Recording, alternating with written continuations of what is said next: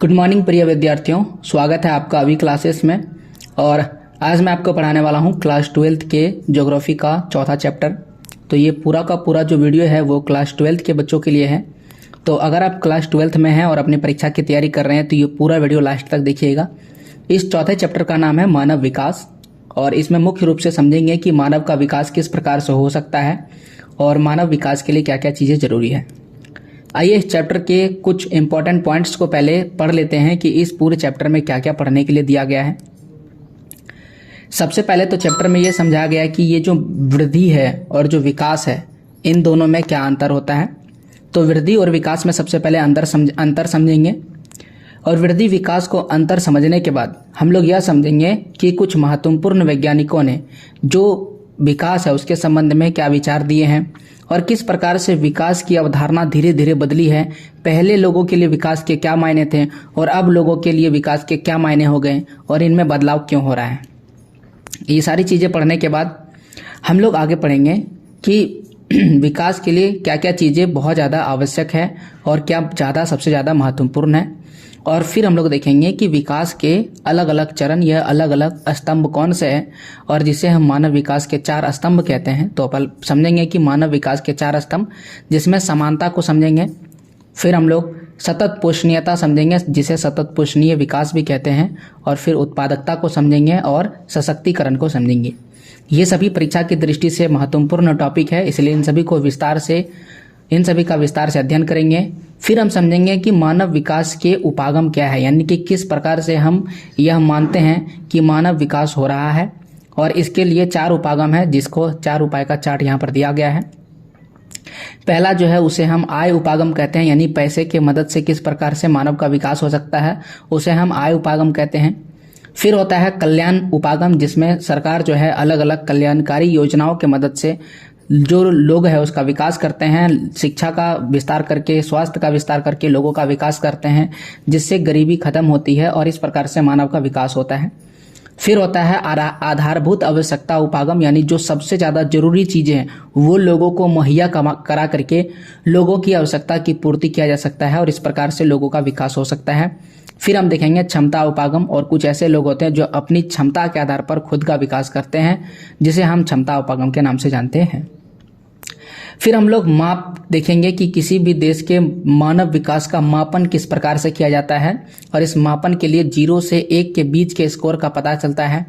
और इस स्कोर के लिए एक चार्ट भी तैयार किया जाता है, जो चार्ट यहाँ पर दिया गया है, मानव विकास तालिका। और इस पर भी चर्चा करेंगे कि अति उच्च विकास वाले देश किसे कहते हैं, उच्च विकास वाले देश किसे कहते हैं, मध्यम विकास वाले देश किसे कहते हैं और निम्न विकास वाले देश किसे कहा जाता है, जिसे हम अंतर्राष्ट्रीय तुलनाएं भी कहते हैं। और इसी के अंतर्गत हम इसका अध्ययन करेंगे कि अंतर्राष्ट्रीय तुलनाएं यानी विभिन्न देश की तुलना किस प्रकार से की जाती है। फिर यहाँ पर लिखा हुआ है कि सर्वोच्च यानी उच्च मूल्य सूचकांक वाले 10 देश, यानी 10 सबसे अधिक विकास वाले देश का नाम हम लोग देखेंगे, जो विकास के मामले में सबसे आगे हैं। और अंत में इस पूरे चैप्टर का समरी देखेंगे और फिर हम पूरा चैप्टर खत्म होगा। और खत्म होने के बाद हम आपको क्वेश्चन आंसर भी एक्सप्लेन करेंगे कि सभी सवालों का जवाब क्या हो सकता है। तो आइए चैप्टर को पूरे डिटेल से पढ़ते हैं और समझने का प्रयास करते हैं मानव विकास क्या है।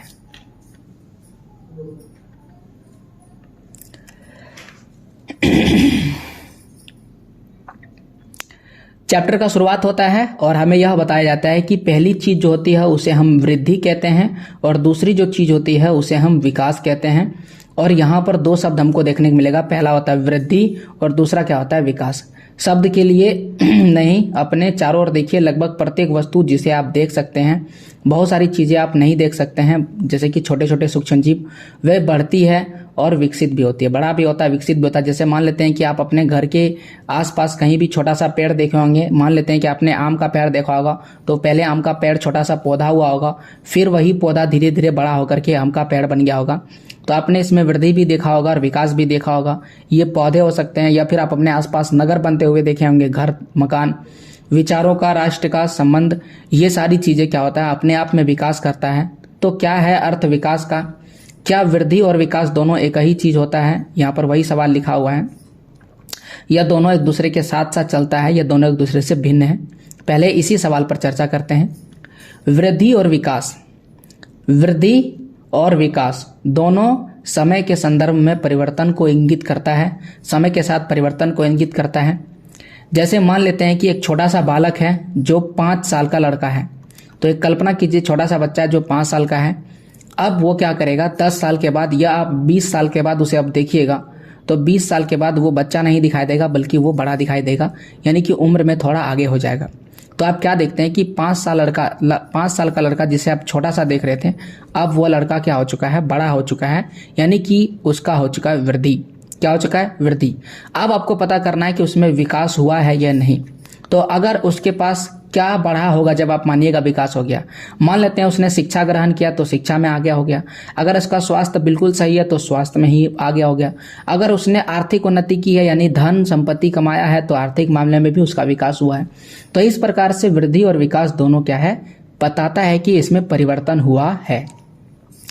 अंतर यह है, इन दोनों में अंतर क्या है, जो वृद्धि है वह मात्रात्मक और मूल्य निरपेक्ष होता है, यानी वृद्धि जो है वो मात्रा को बताता है और मूल्य को बताता है, मूल्य निरपेक्ष होता है। मात्रा का मतलब क्या होता है, जैसे मान लेते हैं कि आज आपके पास 300 रुपये हैं और वही 300 रुपये 20 साल के बाद 30 लाख हो जाते हैं, या फिर आप 30,000 रुपये कर लेते हैं, तो आपके पैसे की मात्रा में क्या हुआ है, वृद्धि हुआ है। तो जब कभी मात्रात्मक वृद्धि होता है, मात्रात्मक परिवर्तन होता है, तो हम उसे वृद्धि कहते हैं।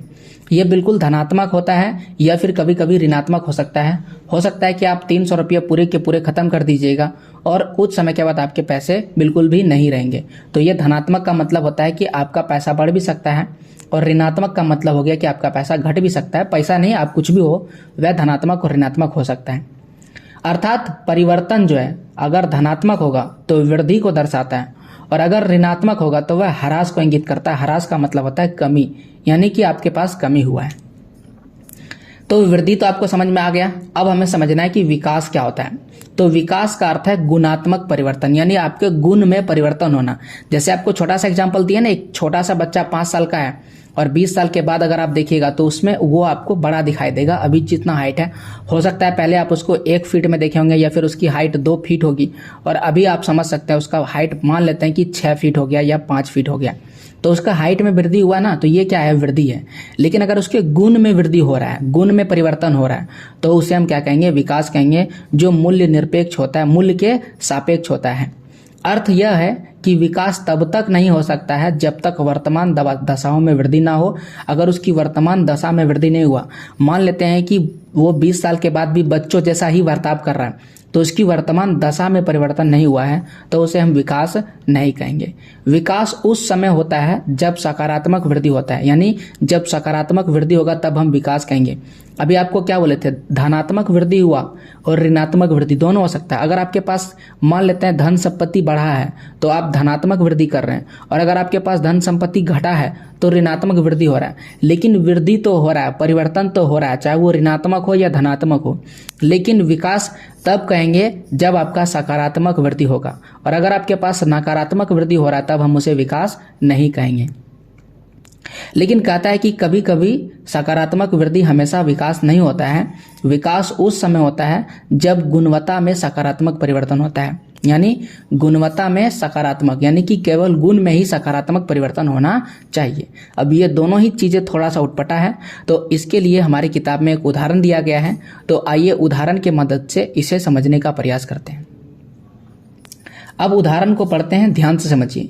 किसी निश्चित समय अवधि में यदि किसी नगर की जनसंख्या में 1 लाख से 2 लाख हो जाती है, तो अगर कोई नगर है और वहां की जनसंख्या कितना है, 1 लाख जनसंख्या है, और वही जनसंख्या 1 लाख से कितना हो जाता है, और अगर यह जनसंख्या 2 लाख हो जाता है, पहले जनसंख्या 1 लाख थी और फिर जनसंख्या कितनी हो जाती है, 2 लाख, तो हम क्या बोलेंगे, बोलेंगे नगर में वृद्धि हुई है। बिल्कुल सामान्य सी चीज है कि अगर इसमें जनसंख्या बढ़ा है तो वृद्धि तो हो गया होगा, हमें भी देख के पता चल रहा है कि वृद्धि हो रहा है।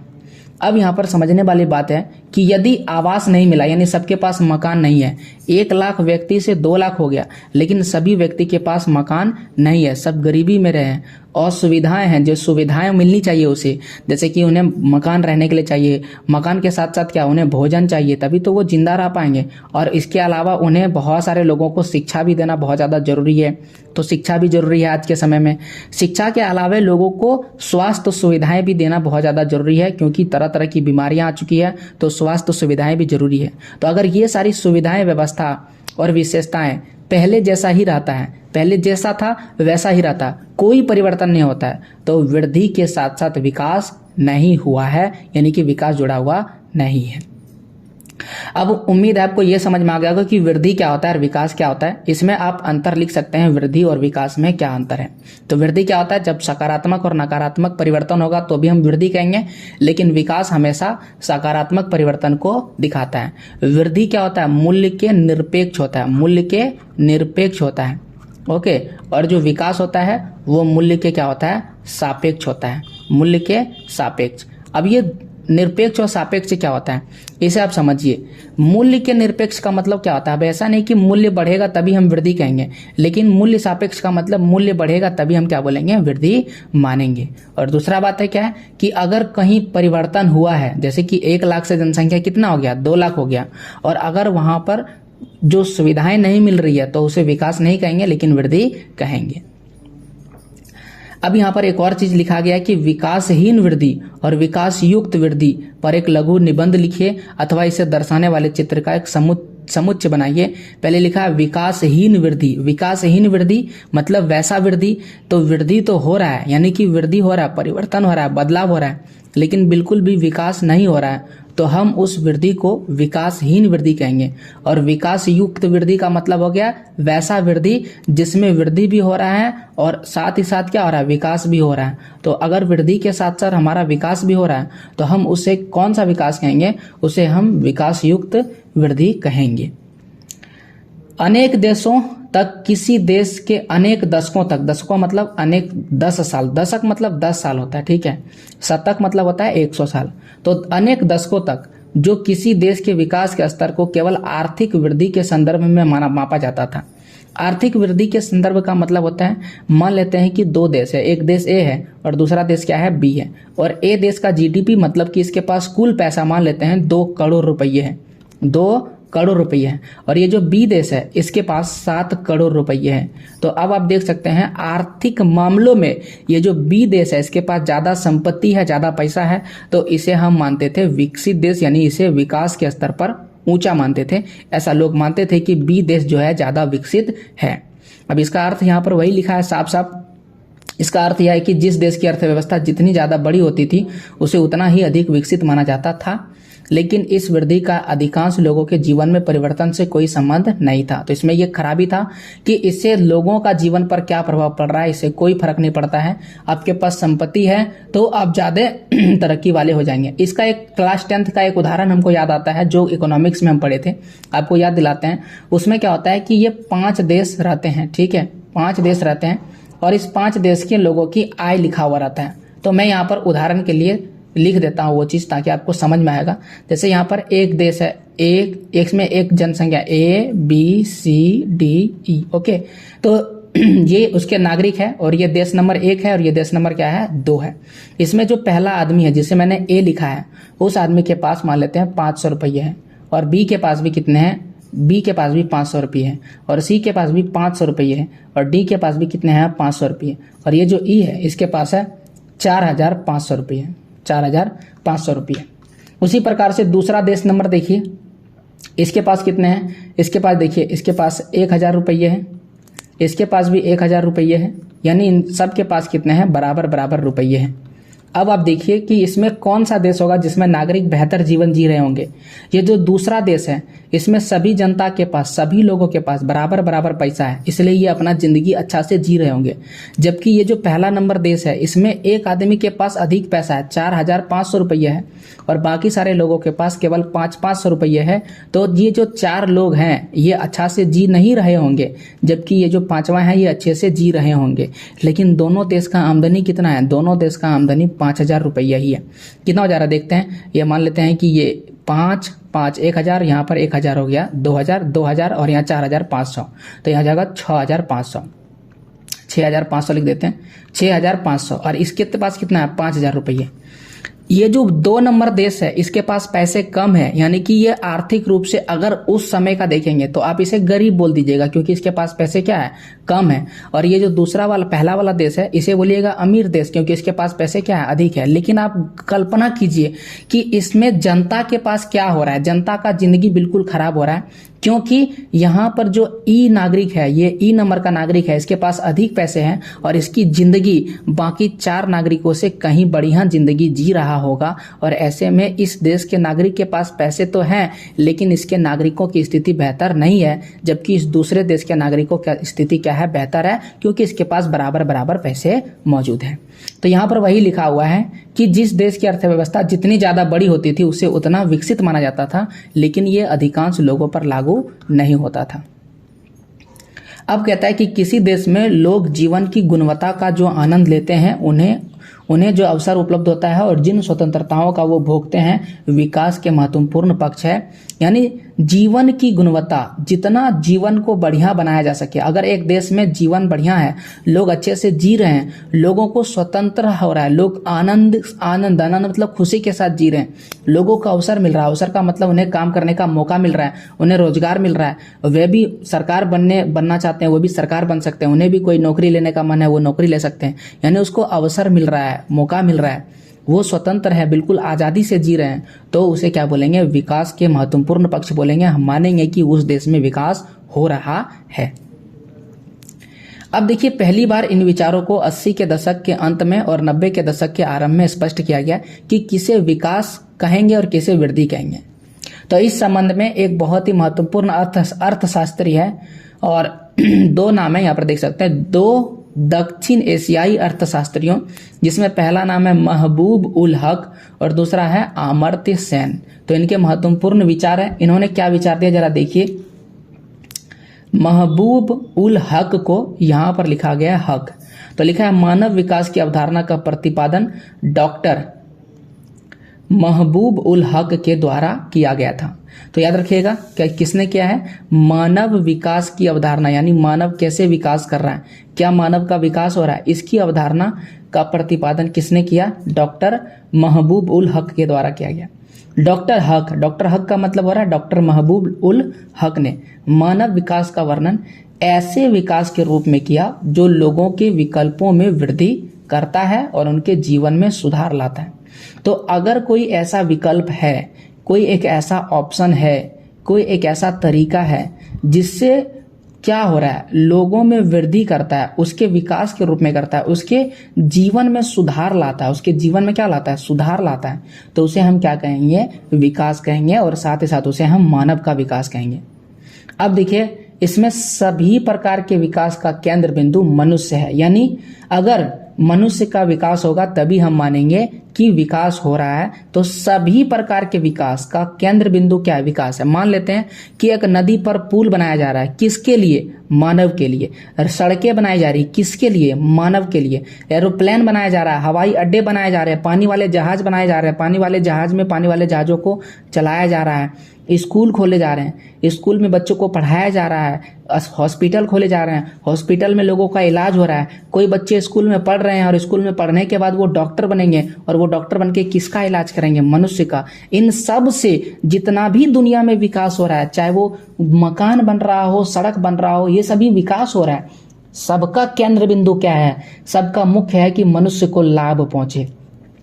पुल बनेगा तो आप आसानी से नदी को पार कर सकेंगे, सड़कें बनेगी तो आपको कीचड़ में एक जगह से दूसरे जगह आना जाना नहीं पड़ेगा। तो ये सब चीज किसका विकास कर रहा है, मनुष्यों को लाभ दे रहा है। तो यही कह रहा है कि सभी प्रकार के विकास, चाहे वो विकास कहीं पर भी हो, केंद्र बिंदु कौन है, केंद्र बिंदु मनुष्य है, यानी मनुष्य को ही लाभ होता है।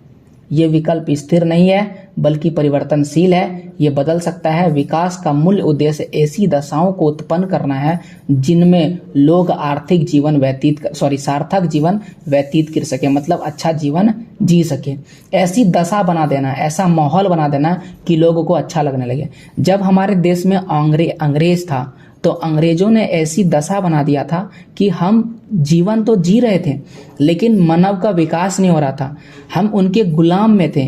क्यों? क्योंकि हम अपना सार्थक जीवन व्यतीत नहीं कर पा रहे थे, हमारी दशा ही खराब हो गई थी।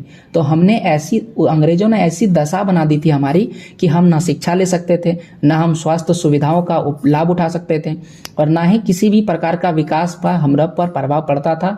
तो हमारी दशा पूरी तरह से क्या थी? खराब थी।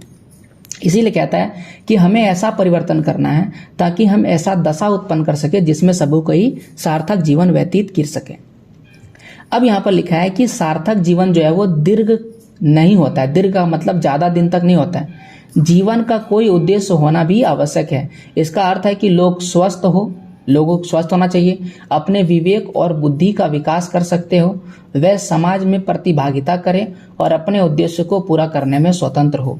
अपने उद्देश्य का मतलब क्या होता है? आपका कुछ लक्ष्य होगा और आप अपने लक्ष्य को पूरा करेंगे। जैसे मान लेते हैं कि आप क्या बनना चाहते हैं? इंजीनियर बनना चाहते हैं मान लेते हैं, या फिर आप डॉक्टर बनना चाहते हैं, या आप पुलिस इंस्पेक्टर बनना चाहते हैं, या आप आर्मी ऑफिसर बनना चाहते हैं, या आप आर्मी, ये आपका क्या उद्देश्य है। तो आपका विकास कैसे होगा? मान लेते हैं कि आप डॉक्टर बनना चाहते हैं, तो आपके विकास के लिए आपका बौद्धिक विकास बहुत ज़्यादा जरूरी है, आपका ज्ञान बहुत ज़्यादा जरूरी है, तभी तो करेंगे। अगर आप आर्मी बनना चाहते हैं तो आपका फिजिकल एक्टिविटी मजबूत होना बहुत ज़्यादा जरूरी है। लिसनिंग, आयरिंग, मतलब कि आप सुनने में अच्छे होने चाहिए, दिखाई आपको स्पष्ट देना चाहिए, तभी तो आप सुन सकेंगे, देख सकेंगे और अपने मानसिक और बौद्धिक विकास कर सकेंगे। तो अपने उद्देश्य के प्रति आपको क्या करना चाहिए? कह सकते हैं हमेशा अपने लक्ष्य को पाने की इच्छा रखनी चाहिए। यहाँ पर कहने का मतलब यह है कि मान लेते हैं कि दीर्घकालीन का मतलब क्या हुआ कि मान लेते हैं सरकार आपको पढ़ा रहा है, तो सरकार आपको कितने दिन तक पढ़ा सकता है? सरकार आपको 12वीं तक की पढ़ाई फ्री दे रही है, इसके बाद की पढ़ाई फ्री दे रही है, उसके बाद आप क्या कीजिएगा? उसके बाद तो आपको कुछ ना कुछ अपने बारे में सोचना पड़ेगा। यानी अगर आप खुद के बारे में सोचेंगे तो आपका क्या कर रहा है? सिर्फ कुछ समय के लिए, दीर्घ का मतलब हमेशा लंबे समय तक के लिए नहीं, कुछ समय के लिए आपको साथ दे रहा है। इसके बाद आपको अपना उद्देश्य खुद ढूंढना पड़ेगा, तभी मानव विकास हो सकेगा। यहाँ पर लिखा है दीर्घ एवं स्वस्थ जीवन जीना। दीर्घ और स्वस्थ जीवन जीना, ज्ञान प्राप्त कर पाना तथा ये नीचे लिखा हुआ है, तथा एक शिष्ट जीवन जीने के पर्याप्त साधनों का होना मानव विकास के सर्वाधिक महत्वपूर्ण पक्ष है। यहाँ पर भी वही चीज लिखा हुआ है, दीर्घ जीवन जीने के लिए जो चीजें जरूरी है वो आपको संसाधन का क्या होना चाहिए? होना आपको प्राप्त होना चाहिए, तभी आप सर्वाधिक महत्वपूर्ण पक्ष नहीं कि विकास माना जाएगा। तो हम क्या सीखते हैं? हम ये सीखते हैं कि अगर हम ये कह रहे हैं कि विकास हो रहा है, तो विकास किससे हो रहा है? अगर किसी देश में संसाधन है तभी तो विकास हो रहा है। अतः हम कहेंगे संसाधनों तक पहुंच। संसाधनों तक पहुंच का मतलब हो रहा है कि संसाधन तो है लेकिन बहुत सारे ऐसे लोग हैं जिनको नहीं मिल रहा है। आपको पता है हमारे देश में एलपीजी गैस भी आती है, जिससे हम लोग घर में क्या करते हैं? खाना बनाते हैं। तो ये जो गैस था, ये संसाधन हमारे देश में था, हम इसको ला सकते थे, लेकिन गरीबों को नहीं मिल रहा था। आपको पता है गांव में, ग्रामीण क्षेत्र में एलपीजी गैस का यूज नहीं हो रहा था। फिर हमारी सरकार ने कुछ ऐसा तरीका अपनाया, कुछ ऐसे योजनाएं लाए जिसकी मदद से जो गरीब आदमी था उसको भी क्या हुआ? ये गैस चूल्हा मिलने लगा। तो अगर आप ग्रामीण क्षेत्र से ये वीडियो देख रहे हैं तो आपको पता होगा कि सरकार आपको गैस किस तरह से उज्ज्वला योजना के मदद से घर घर में गैस चूल्हा प्रोवाइड किया गया। क्यों? क्योंकि आप संसाधन तक पहुंच सके। संसाधन तो था लेकिन आप संसाधन तक पहुंच नहीं पा रहे थे, तो संसाधन तक पहुंच बनाया गया। ये होता संसाधन तक पहुंच। इसके अलावे भी आज भी कुछ ऐसे ग्रामीण क्षेत्र है जहां पर बिजली नहीं है, तो वहां पर बिजली पहुंचाने के लिए सोलर पैनल का प्रयोग किया जा रहा है, ताकि वहां तक अगर बिजली खंभों के मदद से नहीं पहुंच रहा है तो सोलर पैनल के मदद से वहां पर बिजली पहुंचाया जाए। यानी हमारे पास खंभे नहीं पहुंच रहे तो क्या है? सोलर पैनल तो है जो वहां पर पहुंच सकता है। तो सोलर पैनल क्या है? संसाधन है, लेकिन ग्रामीण वहां तक पहुंच नहीं पा रहे हैं, तो उसको पहुंचाने के लिए सोलर पैनल का यूज कर रहा है। इसे कहते हैं संसाधनों तक पहुंच बनाना। अब दूसरी चीज है स्वास्थ्य। बोल चुके हैं कि आप पैसे बहुत कमा लेंगे और आप बीमार पड़ जाएंगे, तो ये बिल्कुल आपके काम का नहीं होगा। तो स्वस्थ जीवन जीना भी बहुत ज्यादा जरूरी है और आपका शिक्षा लेना बहुत ज्यादा जरूरी है। आपके पास धन है, संपत्ति है, स्वस्थ है, लेकिन आपके पास शिक्षा नहीं है, तो वो पैसे किसी काम में नहीं आएंगे, किसी न किसी कारणवश आप उसे खत्म कर देंगे। तो संसाधनों तक पहुंच, स्वास्थ्य जीवन और शिक्षा मानव के विकास के केंद्र बिंदु है। अगर मानव का विकास करना है तो इन सभी चीजों को उसके पास पहुंचाना पड़ेगा, तभी वो विकास कर पाएंगे। इन पक्षों में प्रत्येक मापन के लिए उपयुक्त सूचकों का विकास किया जाए, यानी जो जो चीजें जरूरी है उसका विकास किया जाए, और इसके बारे में लिखा है क्या कोई सूचक आप बता सकते हैं जिससे हम क्या करें, लिखा है कुछ सूचकों के बारे में सोच सकते हैं। तो सूचक का मतलब क्या होता है, जो बताता है, सूचना देता है। सूचक है जो सूचना देने वाला है। तो कोई एक ऐसा सूचक का नाम बताइए जो क्या करता है, हमें बताता है कि विकास हो रहा है या नहीं हो रहा है। तो मान लेते हैं कि अगर कृषि के क्षेत्र में गिरावट आ रही है तो यह सूचना दे रहा है कि ग्रामीण विकास कमजोर पड़ने वाला है। तो इस सूचक के रूप में हम लोग क्या करते हैं, इसको यूज करते हैं। और अगर हम ये मान लेते हैं कि जो ग्रामीण क्षेत्र है वहां पर कृषि का भी विकास हो रहा है, छोटे छोटे उद्योग लग रहे हैं, छोटे छोटे फैक्ट्री लग रहे हैं, तो हम ये समझेंगे कि ग्रामीण जो है अब धीरे धीरे शहर में परिवर्तन होने वाला है। इससे ये पता चल रहा है कि ग्रामीण का तेजी से विकास हो रहा है। तो ये सारे सूचक कहलाते हैं। प्रायः लोग अपने आधारभूत विकल्पों को तय करने की क्षमता और स्वतंत्रता नहीं होती है। आधारभूत विकल्प का मतलब जो सबसे ज्यादा जरूरी विकल्प है वह भी लोग नहीं जुटा पाते हैं क्योंकि उनके पास क्षमता नहीं होता है और वो उसको पाने के लिए स्वतंत्र नहीं होता है, स्वतंत्रता भी नहीं होती है।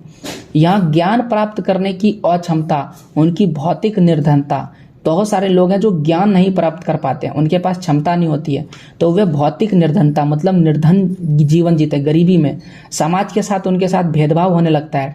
संस्थाओं की अक्षमता, जो संस्था होती है, संस्था का मतलब क्या आता है, आप स्कूल समझिए एक तरह के लिए, आपके लिए संस्था है और स्कूल आपको क्या कर रही है, शिक्षा दे रही है। तो सरकार अलग विभिन्न प्रकार की संस्थाओं का निर्माण करती है जो लोगों को विकास के कार्य में मदद कर सके।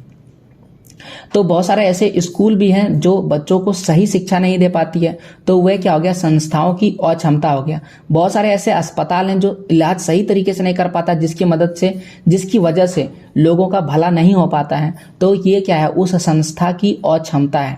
तो संस्था की अक्षमता और अन्य कई कारणों की वजह से हो सकता है जिससे विकास नहीं हो रहा है। इससे दीर्घ एवं स्वस्थ जीवन जीने, यानी कि इससे लोग लंबे समय तक स्वस्थ जीवन नहीं जी पाते हैं, ना ही शिक्षा प्राप्त कर पाते हैं। इनके योग्य होने, यानी कि वो अगर ये सारी चीजें मिलता है तो वो स्वस्थ जीवन जी सकते थे, लंबे समय तक जी सकते थे। अगर शिक्षा प्राप्त सही तरीके से देता तो वो शिक्षा प्राप्त कर सकता था, लेकिन चूंकि ये सारी चीजें बेहतर तरीके से नहीं मिल पाती है तो ये सारी चीजें उसके जीवन में बाधा डाल देती है। बाधा का मतलब रुकावट हो जाता है। यानी लोगों के विकल्प में वृद्धि करने के लिए सबसे पहले हमें स्वास्थ्य, शिक्षा और संसाधनों तक पहुंच में उसकी क्षमताओं का निर्माण करना महत्वपूर्ण है। तो अगर लोगों को विकल्प में वृद्धि करना है, विकल्प का मतलब होता है ऑप्शन। जैसे मान लेते हैं कि यहाँ विकल्प क्या बोला गया, फॉर एग्जाम्पल के लिए समझिए कि मान लेते हैं कि एक मजदूर है और ये मजदूर क्या चाहता है, वो फैक्ट्री में काम करना चाहता है। तो उसके लिए एग्जाम्पल लेते हैं कि वो एक फैक्ट्री में काम करना चाहता है। अब फैक्ट्री में उसको काम तब मिलेगा जब उसे कंप्यूटर का नॉलेज होगा, क्योंकि फैक्ट्री में कंप्यूटर का जो है काम वो पड़ा हुआ है, कंप्यूटर का कोई काम होगा। अब इस मजदूर के पास ज्ञान नहीं है, शिक्षा नहीं है, ये कंप्यूटर चलाने नहीं जानता है, यानी कि काम है और मजदूर को भी काम चाहिए लेकिन मिल नहीं पाएगा। क्यों? क्योंकि ये कंप्यूटर शिक्षा नहीं, इसको कंप्यूटर चलाने के लिए नहीं आता है, यानी कि इसके पास एक विकल्प क्या हो गया, खत्म हो गया। एक ऑप्शन था लेकिन ये ऑप्शन खत्म हो गया। यही यहाँ पर लिखा है कि अगर हमें विकल्प में वृद्धि करना है तो हमें स्वास्थ्य के साथ साथ शिक्षा में भी वृद्धि करना होगा। यदि इन क्षेत्रों में लोगों की क्षमता नहीं होगी, अगर उसके पास क्षमता होता है कंप्यूटर चलाने का तो उसे फैक्ट्री में काम मिल जाता है। तो विकल्प भी, अगर क्षमता नहीं रहेगा तो विकल्प भी क्या हो जाएगा, सीमित हो सकता है। यानी मजदूर केवल मजदूरी का कार्य करके रह जाएंगे, उसके पास जो है क्षमता नहीं है, उसके पास क्षमता है लेकिन उसके पास विकल्प नहीं है उस क्षमता को पूरा करने के लिए। अब यहाँ पर एक उदाहरण दिया गया कि एक अशिक्षित बच्चा का उदाहरण देते हैं जो डॉक्टर बनने का विकल्प नहीं चुन सकता है। अशिक्षित मतलब वो पढ़ा लिखा ही नहीं है, तो क्या वो बोल सकता है कि मैं डॉक्टर बनना चाहता हूँ? विकल्प है, उसके पास डॉक्टर बनना चाहता है लेकिन चुन ही नहीं सकता है क्योंकि वो अशिक्षित है। अगर वो कल को किसी भी तरह से डॉक्टर बन गया तो इलाज ही नहीं कर पाएगा। उसका विकल्प शिक्षा अभाव में सीमित हो गया, उसको शिक्षा नहीं मिला, इसलिए उसका जो दायरा है वो सीमित हो गया। इसी प्रकार से प्रायः निर्धन लोग बीमारी के लिए चिकित्सा उपचार नहीं चुन सकते हैं। यानी कि जो गरीब लोग होते हैं वो बीमार होते हैं लेकिन बीमारी के लिए दवाई नहीं खरीद सकते हैं, चिकित्सा उपचार नहीं खरीद सकते हैं, नहीं चुन सकते हैं। क्यों? क्योंकि संसाधनों के अभाव में उसका विकल्प क्या हो जाता है, सीमित हो जाता है। उसके पास पैसे नहीं रहते हैं और वो सोचता है कि अगर मैं सारे पैसे कहाँ पर खर्च कर दूं, अपने पैसे को खर्च कर दूंगा इलाज में तो मेरे बाकी सारे विकास, मेरा घर नहीं बन पाएगा, मेरे बच्चे खाना नहीं खा पाएंगे। तो बहुत सारे ऐसे चीज होते हैं जिससे उनके विकल्प सीमित हो जाते हैं। तो यहाँ पर पूरा तरह से ये कोशिश करने क्या समझाने का प्रयास किया गया है कि विकास क्या होता है, वृद्धि क्या होता है और विकास में क्या क्या चीज़ें हैं जो रुकावट डालती है। और इसमें 3 चीज़ें सबसे महत्वपूर्ण है, ये 3 आप याद रखिएगा, जिसमें संसाधनों तक पहुँच, शिक्षा और स्वास्थ्य बहुत ज़्यादा महत्वपूर्ण है। अब इस पूरे चैप्टर का जो मुख्य बिंदु है कि ये सारी चीज़ें किया कैसे जा सकता है, उसके लिए यहाँ पर टॉपिक दिया है मानव विकास के 4 स्तंभ, यानी कि 4 तरीके हैं जिससे मानव का विकास किया जा सकता है, वो इस चैप्टर में डिस्कस किया गया है। तो आइए हम लोग इसको डिस्कस करते हैं कि वो 4 चीज़ें क्या क्या है। जिस प्रकार किसी इमारत को स्तंभ, स्तंभ का मतलब होता है पिलर, पिलर का सहारा होता है, उसी प्रकार से मानव विकास का विचार भी समानता यानी समता, सतत पोषणीयता, उत्पादकता और सशक्तिकरण की संकल्पनाओं पर आश्रित है। अगर ये 4 चीज होगा तो मानव का विकास होगा। अब इस 4 चीज को समझते हैं। सबसे पहले समता। समता का मतलब क्या हो रहा है? प्रत्येक व्यक्ति को उपलब्ध अवसरों के लिए समान पहुंच की व्यवस्था करना है। प्रत्येक व्यक्ति को, पहले एलपीजी गैस तो था, लेकिन क्या प्रत्येक व्यक्ति को मिल रहा था? नहीं। शहरी क्षेत्र में मिल रहा था और ग्रामीण क्षेत्र में एलपीजी नहीं मिल रहा था, ग्रामीण क्षेत्र में नहीं मिल रहा था। ग्रामीण क्षेत्र की महिलाएं चूल्हा में खाना बना रही थी। चूल्हा में खाना बनाना आपको लगता होगा बेहतर है, लेकिन वो बिल्कुल बेहतर नहीं है। धुआं से बहुत सारे हानिकारक पदार्थ निकलते हैं, हानिकारक गैस निकलती है, वो आपके फेफड़ों में जाता है और तरह तरह की नई नई बीमारियों के शिकार हो जाते हैं। तो चूल्हा में खाना बनाना बिल्कुल ही खराब बात है और इससे क्या होता है, कई नई बीमारियों का उत्पादन हो जाता है। अब देखिए, घर में खाना बन रहा है, जो चूल्हे के पास बैठा है वो तो बीमार पड़ेगा ही, साथ ही साथ उस आसपास के एरिया में जहाँ तक धुआं पहुँच रहा है वहाँ तक बच्चे होंगे ही, वो भी क्या करेंगे, बीमार पड़ेंगे। तो इस तरह से ये क्या कर रहा था, संसाधनों तक पहुँच नहीं, यानी कि समान पहुँच नहीं बन रहा था। शहरी लोगों को मिल रहा था लेकिन ग्रामीण लोगों को नहीं मिल रहा था। क्या ये समान पहुँच है? नहीं है। एक व्यक्ति को मिल रहा है, एक व्यक्ति को नहीं मिल रहा है। लोगों को उपलब्ध अवसर लिंग के आधार पर भेदभाव होता है। प्रजाति, आय और भारत के संदर्भ में जाति के भेदभाव के विचार के बिना समान होना चाहिए। यानी अवसर मतलब सबको मौका मिलना चाहिए, चाहे वो लिंग के आधार पर भेदभाव नहीं करना है। ऐसा नहीं कि आप लड़की हैं आपको ये काम नहीं करना होगा। अब अभी भी बहुत सारे ऐसे क्षेत्र हैं जहाँ पर लड़कियों को, चूंकि लिंग के आधार पर भेदभाव होता है, इसलिए उसे अवसर नहीं दिया जाता पढ़ने का। मैट्रिक के बाद, इंटर के बाद उसकी पढ़ाई रोक दी जाती है, हालांकि वो उसके आगे भी पढ़ाई करके अपने खुद के पैरों पर खड़ी हो सकती है। बट यहाँ पर लिंग के आधार पर भेदभाव होता है। बहुत सारे ऐसे क्षेत्र हैं जहाँ पर प्रजाति और जाति के आधार पर भेदभाव होता है, और आय का मतलब होता है पैसे के आधार पर भेदभाव होना। तो इन सभी चलते लोगों में समानता नहीं आ पाती है, इसलिए सभी लोगों का समान तरीके से विकास नहीं हो पाता। यद्यपि ऐसा ज़्यादातर तो नहीं होता है, लेकिन फिर भी यह लगभग प्रत्येक समाज में घटित होता है, इसलिए इसे हमें पूरी तरह से खत्म कर देना चाहिए। अब यहाँ पर उदाहरण के तौर पर लिखा गया है कि किसी भी देश में यह जानना रुचिकर होता है कि विद्यालय के वितरित अधिकांश छात्र जो है किस वर्ग से हैं। तब ऐसी घटनाओं के पीछे कारणों का पता लगना चाहिए कि भारत में स्त्रियों और सामाजिक एवं आर्थिक दृष्टि से पिछड़े हुए वर्ग के व्यक्ति की बड़ी संख्या में विद्यालय से वितरित होते हैं। यानी यहाँ पर क्या लिखा गया है, देखिए यहाँ पर लिखा है कि विद्यालय से विरत। विरत का मतलब, यहाँ पर विरत लिखा है, विरत मतलब होता है छोड़ देना। अधिकांश छात्र यानी कि विद्यालय को छोड़ देना, मतलब कुछ समय तक पढ़ना, जैसे 5वीं, 6वीं, 7वीं, 8वीं, 8वीं के बाद वो विरत हो जाते हैं, मतलब विद्यालय को छोड़ देते हैं। अब ये पता करना है कि किस वर्ग के हैं, कौन से समूह के ऐसे बच्चे हैं जो विद्यालय को क्या कर रहे हैं, छोड़ रहे हैं। और वो छोड़ रहे हैं विद्यालय को, पढ़ाई छोड़ रहे हैं। विद्यालय को छोड़ना का मतलब वो पढ़ने के लिए छोड़ रहे हैं। कारण क्या है, किन कारणों से छोड़ रहे हैं? भारत की अगर बात करें तो स्त्रियां यानी कि लड़कियां और सामाजिक एवं आर्थिक दृष्टि से पिछड़े हुए वर्ग, दोनों अंडरलाइन कर लीजिए और दोनों को समझ लीजिए सही तरीके से। कौन 2 ऐसे लोग हैं? सबसे पहले तो स्त्रियां जो होती है पढ़ाई छोड़ देती है, और दूसरा जो सामाजिक रूप से और आर्थिक रूप से, समाज में जाति के आधार पर भेदभाव होता है भारत में, जो जातिवाद में सबसे पिछड़े वर्ग में आता है, और आर्थिक मतलब जिसके पास पैसे बिल्कुल भी नहीं है, पैसे के मामले में सबसे पीछे है, उन्हें उन सभी पिछड़े वर्ग के व्यक्ति बड़ी संख्या में विद्यालय से विरत होते हैं, मतलब विद्यालय को पढ़ाने लिखने के लिए वो छोड़ देते हैं। इससे क्या पता चलता है? इससे पता चलता है कि शिक्षा तक पहुंच ना होना किस प्रकार इन वर्गों के विकल्पों को सीमित कर देता है। अब चूंकि ये लोग शिक्षा में नहीं पहुंचेंगे, ये जो पिछड़े वर्ग के लोग हैं शिक्षा तक अपना पहुंच नहीं बनाएंगे, तो क्या समस्या होगा? समस्या ये होगा कि विकल्प इसके सीमित हो जाएगा। अभी आपको 2 उदाहरण बताए ना विकल्प वाला, यहाँ पर फैक्ट्री के मजदूर कंप्यूटर का पढ़ाई नहीं चलते उसे काम नहीं मिल रहा था, और दूसरा शिक्षा के अभाव के चलते एक बच्चा डॉक्टर नहीं बन पा रहा था। तो यहाँ पर वही हमें समझ में आता है कि शिक्षा के चलते ये जो पिछड़े वर्ग के लोग हैं, चाहे वो सामाजिक रूप से पिछड़े हो, आर्थिक रूप से पिछड़े हो या स्त्रियां हो, जो कि इनको शिक्षा नहीं मिलता है, इनका विकल्प क्या हो जाता है? सीमित हो जाता है। अब आता है निर्वहन का अर्थ।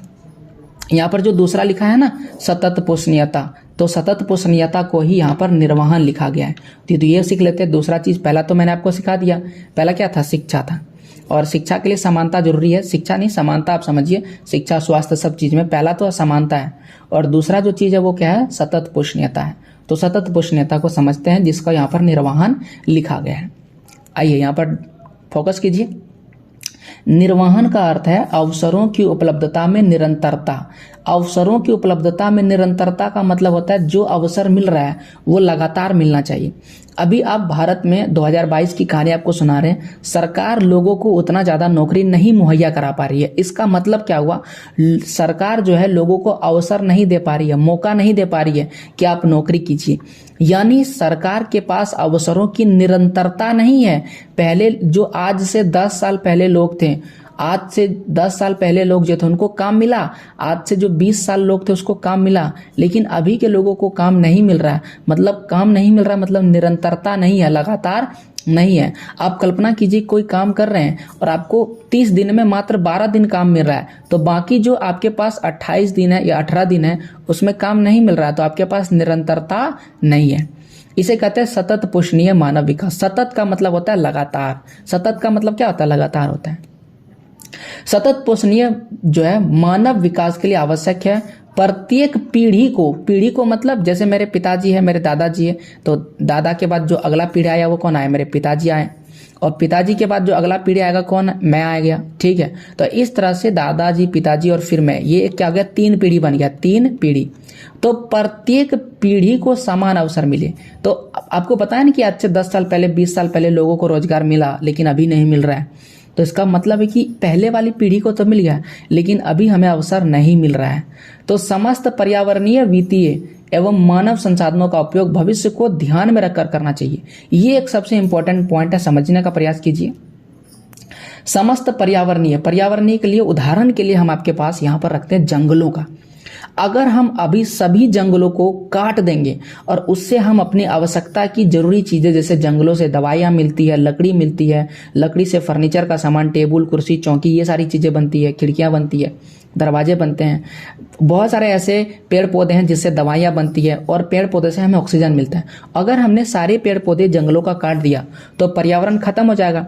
फिर हमारे आने वाला जो भविष्य है, हमारे जो आने वाले बच्चे हैं, वो कैसे उपयोग करेंगे? इसीलिए कहता है कि समस्त पर्यावरण हो या वित्तीय का मतलब धन संपत्ति वगैरह, चाहे पर्यावरण हो या धन संपत्ति वाला जैसे कोयला, सोना, चांदी, इन सभी संसाधनों का उपयोग हमें इस तरह करना है ताकि हम अभी तो उपयोग कर लें, बल्कि भविष्य में जो आने वाली पीढ़ी है उसके लिए भी बचा हुआ रहना चाहिए। अगर हम अभी सारा कोयला खत्म कर देंगे, सारा पेट्रोल खत्म कर देंगे, तो वो लोग क्या उपयोग करेंगे? इसलिए कहता है कि इन संसाधनों में किसी का भी दुरुपयोग भावी पीढ़ियों का मतलब जो आने वाले बच्चे हैं उनके लिए अवसरों को क्या कर देगा? कम कर देगा। अगर उनके पास कोयले नहीं होंगे तो वो ट्रेन या फिर रेलवे नहीं चला पाएंगे, क्योंकि कोयला से भी बिजली बनता है, आपको जानकारी होना चाहिए। और बहुत सारे ऐसे फैक्ट्रियां हैं जो कोयला के भरोसे ही चल रहा है, तो वो सारी चीजें नहीं चलेगा, और इस तरह से हमारे पास अवसर क्या हो जाएंगे? कम पड़ जाएंगे। यहाँ पर एक उदाहरण दिया गया है कि बालिकाओं का विद्यालय भेजा जाना एक अच्छा उदाहरण है। तो अगर हम बालिकाओं को क्या करते हैं, यानी लड़कियों को स्कूल भेजते हैं, तो ये एक अच्छा उदाहरण है। यदि एक समुदाय अपनी बालिकाओं को विद्यालय भेजने के महत्व पर जोर नहीं देता है, अगर कोई एक ऐसा समुदाय है जो जोर नहीं देता है, तो युवा होने पर इन स्त्रियों के लिए अनेक अवसर समाप्त हो जाएंगे। जब ये जवान होगी, जब ये बड़ी होगी, तो इनके पास बहुत सारे ऐसे अवसर हैं वो जो समाप्त हो जाएंगे, क्योंकि उसे वो सारे मौके नहीं मिलेगी। उनकी वृत्तिका के विकल्पों की तीव्रता में छटनी हो जाएगी, उन्हें छांटा जाएगा, और यहाँ अनेक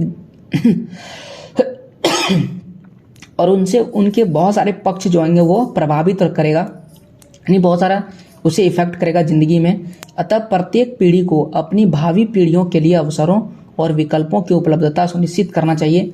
यानी प्रत्येक पीढ़ी, जो भी व्यक्ति है, उसे अपने आने वाली पीढ़ी बच्चों को पढ़ाना चाहिए।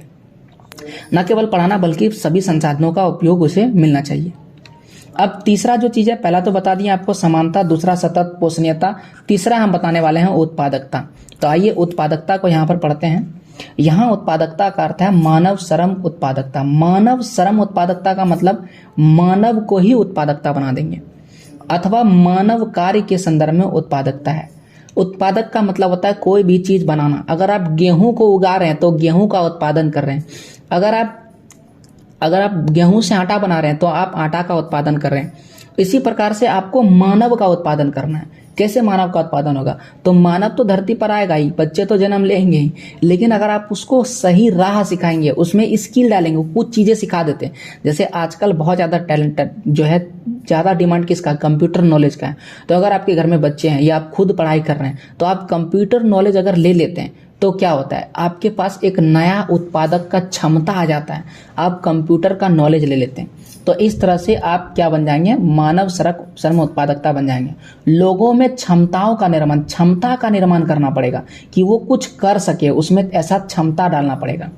उत्पादकता में निरंतर वृद्धि की जानी चाहिए। जैसे मान लेते हैं कि एक किसान है, तो किसान अपने बेटे को कौन सा क्षमता डालेगा? उसमें डालेगा कि वो भी किसानी करने के लिए सीखे, हल बैल से नहीं बल्कि ट्रैक्टरों की मदद से, ताकि वो टेक्नोलॉजी के साथ जुड़ सके और ज्यादा से ज्यादा उत्पादन कर सके। और अगर वो चीज सिखाया ही नहीं जाएगा उसको, तो उसमें क्षमता नहीं रहेगा। क्या चीज? खेती करने का क्षमता नहीं रहेगा। अंततः जन समुदाय यानी लोगों को ही राष्ट्र के वास्तविक धन होते हैं, क्योंकि लोग ही क्या है? किसी भी देश का धन है। अगर लोग नहीं रहेंगे तो देश का धन बेकार हो जाएगा। अब आप नहीं रहिएगा तो देश में कोयला, सोना, चांदी, हीरा, इसका प्रयोग कौन करेगा? वो सभी तो धन है, लेकिन उसका प्रयोग कौन करेगा? अनाज का प्रयोग कौन करेगा? कोई नहीं। इसलिए लोगों का होना जरूरी है। इसलिए ज्ञान को बढ़ाने का प्रयास अथवा उन्हें बेहतर चिकित्सा सुविधा देना भी उपलब्ध कराने की कार्य क्षमता बेहतर होगी। ठीक है, तो अगर हम उसे ज्ञान देंगे, उसमें चिकित्सा सुविधा का निवेश करेंगे, तो धीरे धीरे यह कार्य क्षमता बेहतर होता चला जाएगा। तो आपको समझ में आ गया किस तरह से मानव का विकास किया जा सकता है। 3 चीजें मेरे ख्याल से आपको समझ में आ गया होगा। चौथा चीजें पढ़ाते हैं। ये चौथा क्या लिखा है? सशक्तिकरण। तो अपने विकल्प चुनने के लिए शक्ति प्राप्त करना सशक्तिकरण कहलाता है। तो अगर आपके पास कोई विकल्प है और उस विकल्प को चुनना है, विकल्प को चुनना अभी तक मेरे ख्याल से आप समझ में आ गया होगा, तो इसके लिए आपके पास शक्ति भी होना चाहिए, पावर होना चाहिए। तो कहता है कि ऐसी शक्ति बढ़ती हुई स्वतंत्रता और क्षमता से आती है। तो लोगों को अगर स्वतंत्र रखेंगे, कोई बच्चा अगर घर के अंदर ही कैद रहेगा तो वो दुनिया को समझ नहीं पाएगा, तो उसमें स्वतंत्रता डालनी पड़ेगी। ठीक है, और उसके पास शक्ति बढ़ाना पड़ेगा, तभी वो किसी नए विकल्प को चुन सकेगा। लोगों को सशक्त करने के लिए सुशासन एवं लोकोन्मुखी नीतियों का आवश्यक है। सुशासन का मतलब अच्छा शासन व्यवस्था, उसको सही तरीके से ट्रीट करना, और लोगों के लिए जो भला वाला नीति है वो बहुत ज़्यादा आवश्यक है। सामाजिक एवं आर्थिक दृष्टि से पिछड़े हुए समूह, जो समाज में पिछड़े हुए हैं, आर्थिक दृष्टि से पिछड़े हुए यानी पैसे वगैरह अगर उनके पास नहीं है, उनका सशक्तिकरण विशेष महत्व है। उनको आपस में मिला के रखना ये बहुत ज़्यादा जरूरी है। सशक्तिकरण का मतलब होता है सभी मिल के रखना और अपनी क्षमता का क्या करना? विकास करना। इन सभी चीज़ों से मानव का विकास किया जा सकता है। अब सशक्तिकरण को समझने के लिए एक आपको उदाहरण देना पड़ेगा। आइए उदाहरण देते हैं।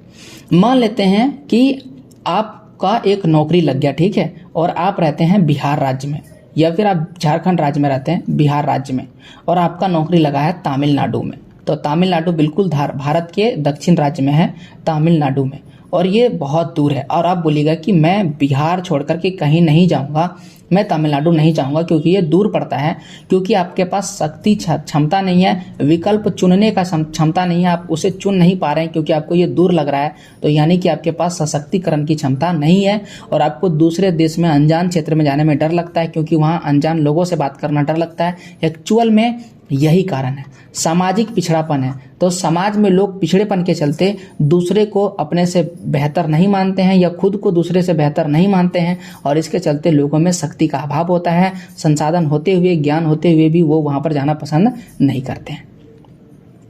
अब आता है कि मानव विकास के कितने उपागम हैं, यानी किन किन उपायों की मदद से मानव का विकास किया जा सकता है। अभी तो समझ लिया ना मानव विकास किस प्रकार से किया जा सकता है, 4 तरीका है जिससे कर सकते हैं। तो 4 तरीका को फुलफिल करने के लिए कुछ उपाय होना चाहिए कि नहीं। तो यहाँ पर 4 उपाय हैं। सबसे पहला लिखा गया आय उपागम, दूसरा है कल्याण उपागम, तीसरा है न्यूनतम आवश्यकता उपागम और चौथा है क्षमता उपागम। 4 चीजें हैं और चारों चीजें का जिक्र यहाँ पर किया गया एकदम शॉर्ट टर्म में। देखिए पहले लिखा है आय का मतलब होता है क्या, आपके पास आमदनी कहाँ से आ रहा है और कितने पैसे आ रहे हैं। तो मान लेते हैं कि मैं YouTube पर वीडियो बना रहा हूँ, जैसा कि आप देख रहे हैं YouTube पर मैं वीडियो बना रहा हूँ। तो मेरे आय का स्रोत क्या है, यानी मेरे पास इनकम कहाँ से आ रहा है, पैसे कहाँ से आ रहे हैं। YouTube से जो मनी आ रहा है वो वहाँ से मेरे पास पैसा आ रहा है। तो मेरे आय उपागम क्या है, बेहतर है। तो क्या कहते हैं, यह मानव विकास के सबसे पुराने उपागमों में से एक है। तो अगर किसी मानव का विकास करना है तो उसका सबसे पुराना और सबसे बढ़िया तरीका क्या है, उसके पास आय होना चाहिए। इसमें मानव विकास को आय के साथ जोड़कर देखा जाता है। यह विचार यह है कि आय का स्तर किसी व्यक्ति द्वारा भोगी जा रही स्वतंत्रता को स्तर को परिलक्षित करता है। आय स्तर का ऊंचा होने पर मानव विकास का स्तर भी ऊंचा हो जाता है। मान लेते हैं कि आय स्तर ऊंचा हो गया, आज मान लेते हैं मुझे 2000 रुपये मिल रहे हैं और कल मुझे 20,000 रुपये मिलने लगेंगे, तो मेरा क्या हुआ, आय बढ़ गया। और अगर मेरा आय बढ़ गया तो मेरा आय का स्तर क्या हो चुका है, ऊंचा हो चुका है। तो मेरा विकास का स्तर भी क्या हो जाएगा, ऊंचा हो जाएगा। अब आता है कल्याण उपागम। देखिए बहुत सारे ऐसे लोग हैं जो आय पर निर्भर नहीं रह पाते हैं, यानी पैसे नहीं कमा पाते हैं, और कुछ ऐसे काम है जो आप नहीं कर सकते, कितनों भी पैसे कमा लेंगे लेकिन आप नहीं कर सकेंगे। इसका कारण है कि आप कितना भला करेंगे दुनिया का। एक होता है लिमिट होता है। जैसे मान लेते हैं कि आप एक गांव में रहते हैं और आपके गांव से शहर की दूरी है, एक शहर है और इस शहर की दूरी है 300 किलोमीटर। कितना किलोमीटर है, 300 किलोमीटर। अब आपके गांव का जो सड़क है वह सड़क क्या है, पूरी तरह से खराब है। तो आपके पास बहुत पैसे हैं, मान लेते हैं कि आप अंबानी का बेटा है, तो क्या हुआ, आप गांव के सड़क को बनवा दीजिएगा। मान लेते हैं कि आप गांव के सड़क को बना दीजिएगा, फिर आप क्या गांव से शहर की दूरी की सड़क को बनवा पाइएगा, क्योंकि ये बहुत ही लंबा है। अब अगर मान लेते हैं कि आपने यह सड़क भी बना दिया, 300 किलोमीटर की जो दूरी है, अब आपको रेलवे का विकास करना ताकि बहुत सारे लोग आ सके और जा सके, तो क्या आप सड़क के साथ साथ रेलवे का विकास कर पाइएगा। और अगर आप रेलवे बनवा देते हैं, खुद के पैसे से रेलवे बनवा देते हैं, तो अब आपको कुछ समय के बाद लगने लगा कि रेलवे से भी ज़्यादा समय लग रहा है, अब आपको हवाई जहाज चाहिए। तो ऐसे में आपके सारी धन संपत्ति क्या हो जाएगा, खराब हो जाएगा। तो यही कहा जाता है कि अगर आपके पास पैसे हैं तब भी कुछ ऐसी चीज़ें हैं जो आप नहीं बनवा सकते हैं, आप उन सुविधाओं का लाभ नहीं ले सकते हैं। इसके लिए जरूरी है कि सरकार इन सभी चीज़ों का मुहैया करवाए और कुछ कल्याणकारी योजनाओं का लाभ दें। जैसे थोड़ा देर पहले आपको बताया ना कि ग्रामीण क्षेत्र में क्या हो रहा था, ग्रामीण क्षेत्र में गैस नहीं मिल रहा था, एलपीजी गैस महिलाओं को नहीं मिल रहा था। इससे महिलाएं बहुत ज़्यादा समस्याओं का सामना कर रही थी, दूर दूर से लकड़ियां लाना पड़ता था, लकड़ियों से वो खाना बनाती थी। और इसमें घरेलू हिंसा हो रहा था बहुत ज़्यादा, क्योंकि खाना में देर हो जाता था या बारिश के मौसम में भोजन नहीं बन पाता था। तो ऐसे बहुत सारी समस्याएं थी जिनसे ग्रामीण क्षेत्र में परेशानियों का सामना करना पड़ रहा था। इन सब चीज़ को खत्म करने के लिए एलपीजी क्या किया गया, ग्रामीण क्षेत्र में मुहैया कराया गया। क्या आप ये कर सकते हैं, आपके पास पैसे हैं? नहीं, आप उतने पैसे नहीं कमा रहे हैं कि आप पूरे दुनिया के, पूरे भारत के ग्रामीण क्षेत्र का विकास कर सकते हैं। तो यहाँ पर कौन काम आता है, यहाँ पर काम आता है कल्याण उपागम। तो कहता है यह उपागम मानव को लाभार्थी अथवा सभी विकासात्मक गतिविधियों के लक्ष्य को पूरा रूप कहता है लक्ष्य के रूप में देखता है। अब इसमें क्या क्या चीज़ें देते हैं, उपागम में शिक्षा दिया जाता है, जैसे कि सरकारी स्कूल खोल करके सभी बच्चों को शिक्षा दिया जाता है फ्री में। स्वास्थ्य सुविधाएं दिया जा रहा है, सामाजिक सुरक्षा देख रहे हैं, पुलिस वगैरह लगाया जाता है, साथ ही साथ हमारे लिए आर्मी भी है। और सुख साधनों का उच्चतर सरकारी व्यय का तर्क दिया जाता है, यानी यहाँ पर सरकारी व्यय होता है, सरकार का पैसा खर्च होता है, चाहे वो शिक्षा में हो, स्वास्थ्य में हो, या आपकी सुरक्षा में हो, या आपकी सुख सुविधाओं को बढ़ाने में हो। लोगों के विकास के प्रतिभागी नहीं है, किंतु वे केवल निष्क्रिय प्राप्त करता है। इससे विकास में विकास नहीं होता है, लेकिन थोड़ा सा इसको क्या होता है, मदद मिल जाता है। लाभार्थी है, लाभ लेने वाले व्यक्ति है। सरकार कल्याण पर अधिकतम व्यय करके, किस पर, कल्याण पर, कल्याण पर अधिकतम यानी ज़्यादा से ज़्यादा पैसा खर्च करके मानव विकास के स्तरों में वृद्धि करने के लिए जिम्मेदार है। पूरी तरह से मानव को विकास नहीं कर सकता है, केवल मानव के विकास में क्या कर सकता है, वृद्धि कर सकता है। कौन? सरकार। तो आपको ये समझ में आ गया कि कल्याणकारी उपागम क्या होता है और कैसे इसमें सरकार की भूमिका अहम है, आप खुद इसको नहीं कर सकते हैं। अब एक और है आधारभूत आवश्यकता का उपागम। आधारभूत आवश्यकता क्या है? जो हमारे लिए सबसे ज्यादा जरूरी है। कहता है इस उपागम को मूल रूप से अंतर्राष्ट्रीय श्रम संगठन ILO इंटरनेशनल लेबर ऑर्गेनाइजेशन, ठीक है, श्रम संगठन ने प्रस्तावित किया था। तो याद रखिएगा, आधारभूत आवश्यकता उपागम किसने किया था? अंतर्राष्ट्रीय श्रम संगठन ने इसका शुरुआत किया था। इसमें 6 न्यूनतम आवश्यकताओं, कौन कौन सी 6 न्यूनतम आवश्यकता है? सबसे जरूरी चीज है स्वास्थ्य। जैसे मान लेते हैं कि कोई भी श्रमिक यानी कि मजदूर क्या कर रहा है, काम कर रहा है, तो अब अभी तो आप पता नहीं देखे हैं कि नहीं देखे हैं, लेकिन शहरों में जब काम होता है या कोई बड़ी बड़ी बिल्डिंगें बनाना होता है तो आप देखते हो कि जो मजदूर यानी श्रमिक होते हैं वो कई ऊंची ऊंची इमारतों में 20 मंजिला 30 मंजिला 100 मंजिला ऊंची इमारतों पर क्या होता है, काम करते हैं। ऐसे में उनके स्वास्थ्य की सुविधा देख रेख होना चाहिए। और साथ ही साथ बहुत सारे ऐसे लोग होते हैं जो अपने घर को छोड़ करके कहीं दूर में काम करते हैं, तो उनके बच्चे के स्वास्थ्य की देखभाल के लिए जिम्मेदार कोई तो होना चाहिए, उनके बच्चों को शिक्षा तो कोई देना चाहिए। अब इसके लिए भोजन जरूरी है, जलापूर्ति, जल की जरूरी, जल भी जरूरी है, स्वास्थ्य स्वच्छता जरूरी है, साफ सुथरा। अगर साफ सुथरा होगा तो बीमारियां नहीं फैलेगी। आवास मतलब रहने के लिए घर। तो कितनी चीजें, 6 चीजें बोला गया। पहला है स्वास्थ्य, दूसरा है शिक्षा, तीसरा भोजन है, चौथा जलापूर्ति है, पांचवा स्वच्छता है और छठा क्या है, आवास। इनकी पहचान की गई और इसमें मानव विकल्पों के प्रश्न की उपेक्षा की गई और परिभाषित वर्गों मतलब जिसको ज्यादा जरूरी है। घर किसको जरूरी है? आवास का मतलब मकान, पक्का मकान। अभी देख रहे होंगे आप लोग, प्रधानमंत्री जो है आवास योजना के अंतर्गत बहुत सारे लोगों को आवास मिल रहा है, मकान मिल रहा है, वो इसी के अंतर्गत आता है। आधारभूत आवश्यकता मतलब ऐसी आवश्यकता की पूर्ति कर देना जिसके बाद उसको बिल्कुल बार बार सरकार के पास आने की जरूरत नहीं है। उसे आवास चाहिए, आवास बनवा दीजिए, बाकी वो जिंदगी जीवन क्या करेगा, जी लेगा। क्योंकि अब अगर उसे पानी से बच जाएगा, बरसात से बच जाएगा यानी धूप से बच जाएगा। अब देखिए, स्वास्थ्य के लिए, स्वच्छता और स्वास्थ्य के लिए क्या अपनाया गया? इसके लिए अस्पताल वगैरह बनाया गया, शिक्षा के लिए सरकारी स्कूल बनाया गया, भोजन के लिए आपको लाल कार्ड, राशन कार्ड की मदद से जो है सार्वजनिक वितरण प्रणाली की मदद से आपको भोजन यानी कि अनाज मुहैया कराया जा रहा है। ये मूलभूत आवश्यकता है और इसकी व्यवस्था पर जोर दिया गया और इसको भी मुहैया कराया गया जिससे मानव का विकास हो सके। अब आता है क्षमता उपागम। ये क्या कहता है? इस उपागम का संबंध प्रोफेसर अमर्त्य सेन से है। तो पहला, जब शुरुआत के चैप्टर तो आपको 2 प्रोफेसर का नाम बताए। पहला प्रोफेसर था जिसका नाम था, प्रोफेसर नहीं था वो, डॉक्टर महबूब उल हक। और यहाँ पर आपको बता रहे प्रोफेसर अमर्त्य सेन कहता है कि संसाधनों तक पहुंच तो आप समझ गए होंगे के क्षेत्रों में मानव क्षमताओं का निर्माण बढ़ते मानव विकास की कुंजी है। अगर संसाधनों तक मानव का पहुंच बना दीजिएगा तो मानव अपनी क्षमता को बढ़ा देगा। मानव अपनी क्षमता को क्या करेगा? बढ़ा देगा। इससे मानव विकास क्या हो जाएगा? बढ़ जाएगा। ये मानव विकास की कुंजी है। एक उदाहरण दिए थे ना LPG वाला, यहाँ पर इसी उदाहरण की मदद से आपको एक छोटा सा चीज और समझाना चाहते हैं। अगर घर घर LPG पहुंचाया जाएगा तो महिलाओं को अब जंगलों से जाकर के लकड़ी नहीं लाना पड़ेगा, और अगर उन्हें लकड़ी नहीं लाना पड़ेगा तो अब उनके पास समय क्या हो जाएगा? बच जाएगा। और अगर समय बच जाएगा तो वो कोई और कार्य कर सकती है, जैसे वो सिलाई का कार्य कर सकती है, कढ़ाई का कार्य कर सकती है, ठीक है, सिलाई कढ़ाई, या फिर वो बुनाई का काम कर सकती है, ठीक है। इसके अलावा भी भाई कई और ये कार्य हैं जो महिलाएं कर सकती है, जो इसे लघु उद्योग कहते हैं। ओके, लघु उद्योग कहते हैं, मतलब छोटा छोटा काम जो घर में बन सकता है, जैसे मोमबत्ती बनाना, अगरबत्ती बनाना, ये सारे लघु उद्योग में आते हैं। तो कुछ महिलाएं मिल करके ये छोटे कार्य कर सकते हैं क्योंकि इनके पास अब समय बच गया। तो आप क्या देखते हैं, जैसे ही संसाधनों तक पहुंच बना तो उनके पास क्या होगा? मानव विकास के लिए समय बन गया क्योंकि उनके पास क्षमता बढ़ चुका है। तो इसीलिए क्षमता उपागम भी इसी तरह से कार्य करता है। तो उम्मीद है आपको ये सारे उपागम समझ में आ गए होंगे। अब आइए हम लोग ये समझते हैं कि मानव का विकास हो रहा है, इसको मापेंगे कैसे, क्या तरीका है मापने का। तो मानव विकास सूचकांक के द्वारा मानव का विकास मापा जाता है, जिसे HDI कहते हैं, ह्यूमन डेवलपमेंट इंडेक्स, जिसे मानव विकास सूचकांक कहते हैं।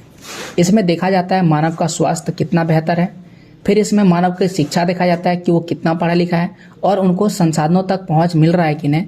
ये सारी चीज़ें देखने के बाद जो है किसी भी देश का एक क्रम तैयार किया जाता है, लिस्ट तैयार किया जाता है और उस लिस्ट में 0 से लेकर के 1 के बीच में स्कोर किया जाता है। अब यहाँ पर गणित थोड़ा ये समझिए, 0 से 1 के बीच में नंबर देगा कैसे? किसी को 0 किसी को 1, तो फिर नंबर कैसे मिलेगा? तो पॉइंट में नंबर मिलता है। तो 0 से 1 के बीच में स्कोर आधारित होता है जो एक देश मानव विकास के महत्वपूर्ण सूचकों में अपने रिकॉर्ड को प्राप्त करता है। आगे आपको स्कोर दिखा देंगे, पहले थोड़ी चीज़ें और पढ़ लेते हैं। देखिए, स्वास्थ्य का मूल्यांकन करने के लिए चुना गया सूचक जन्म के समय जीवन प्रत्याशा है, यानी कि जब बच्चे जन्म लिए, मान लेते हैं कि कोई बच्चा 2004 में जन्म लिया है, ओके, तो अब 2004 में जन्म लिया है वो बच्चा और मान लेते हैं कि उस समय देश बहुत ज़्यादा खराब स्थिति में था, देश में बहुत ज़्यादा बीमारियां फैल रही थी, देश में उतना ज़्यादा स्वास्थ्य सुविधा था नहीं। तो आगे जब वो बच्चे बड़े होंगे तो उस बच्चे का जीवन प्रत्याशा मतलब कितने दिन तक जीवन जिंदा रहेगा, मान लेते हैं कि वो बच्चा 98 साल तक जिंदा रहेगा, तो जीवन प्रत्याशा कितना? 98 साल है। अगर वही बच्चा 78 साल तक जिंदा रहेगा तो जीवन प्रत्याशा कितना है? 78 साल है। ये कब देखा जाता है? जब बच्चा का जन्म होता है। उच्चतर जीवन प्रत्याशा का अर्थ मतलब अगर ज़्यादा दिनों तक जिंदा रह रहा है, इसका अर्थ है कि लोगों के पास अधिक दीर्घ और अधिक स्वस्थ जीवन जीने का ज़्यादा अवसर है, ज़्यादा लंबे समय तक और ज़्यादा स्वस्थ मतलब अच्छी तरह से जीने का उसके पास अवसर है, मतलब उसके पास मौका है कि वो ज़्यादा दिन तक जिंदा रह पाएगा। इसका मतलब है कि उसका स्वास्थ्य बढ़िया है। अब एक और चीज़ है, प्रौढ़ साक्षरता दर और सकल नामांकन अनुपात का ज्ञान तक पहुँच को प्रदर्शित करता है। साक्षरता दर तो हम सभी जानते हैं, यानी कितने लोग पढ़े लिखे हैं, इससे हम कहते हैं साक्षरता दर, ठीक है, प्रौढ़ साक्षरता दर। और दूसरा है सकल नामांकन। सकल नामांकन का मतलब कितने बच्चे ऐसे हैं जो नामांकन के लिए नाम लिखा रहे हैं, यानी बच्चे पढ़ने के लिए जाने के लिए स्कूल में नाम लिखा रहे हैं। ये दोनों जितना बढ़िया होगा इससे प्रदर्शित होगा कि कितने लोग पढ़े लिखे हैं। पढ़ और लिख सकने वाले वयस्क, यानी कितने लोग हैं जो पढ़ लिख सकते हैं की संख्या और विद्यालय में नामांकित बच्चों की संख्या दर्शाता है कि किसी देश में विशेष ज्ञान तक पहुंच कितनी आसान अथवा कठिन है। अगर विद्यालय में नामांकित बच्चों की संख्या कम है तो इसका मतलब है कि लोगों को एडमिशन लेने में कठिनाई हो रहा है और जो शिक्षा है वो आसान नहीं है। अगर संख्या कम है, मान लेते हैं कि एक गांव शहर या एक क्षेत्र में मान लेते हैं कि 200 जनसंख्या, कितना संख्या है? 200, और 200 में मात्र मान लेते हैं कि 30 बच्चे पढ़ने के लिए जा रहे हैं, तो बाकी बच्चे पढ़ने क्यों नहीं जा रहे हैं? इसका मतलब ये हुआ कि वहाँ पर शिक्षा लेना थोड़ा कठिन है, पैसे ज़्यादा लगते होंगे और बाकी बच्चे अफोर्ड नहीं कर पाते होंगे, इसलिए वो नहीं जा रहे हैं। अब आ रहा है तीसरा चीज, संसाधनों तक पहुँच। तो संसाधनों तक पहुँच में क्रय शक्ति मतलब खरीदने की क्षमता को देखा जाता है कि लोग कितनी चीज़ें खरीद सकता है। जैसे एलपीजी सस्ता हुआ, ग्रामीण तक पहुँच पाए तभी तो वो खरीद पाए। अब आप कितनी चीज़ें खरीद सकते हैं? तो अगर आप एक गाड़ी खरीद सकते हैं, 4 चक्का वाला गाड़ी जिसे हम कार कहते हैं, तो आपके पास धन संपत्ति ज़्यादा है तभी तो खरीद रहे हैं, तभी तो आपका संसाधनों तक पहुँच ज़्यादा है। तो इसका मतलब है कि आप जो है बाकी लोगों से ज़्यादा संसाधनों तक पहुँचे, आपका विकास ज़्यादा हो चुका है।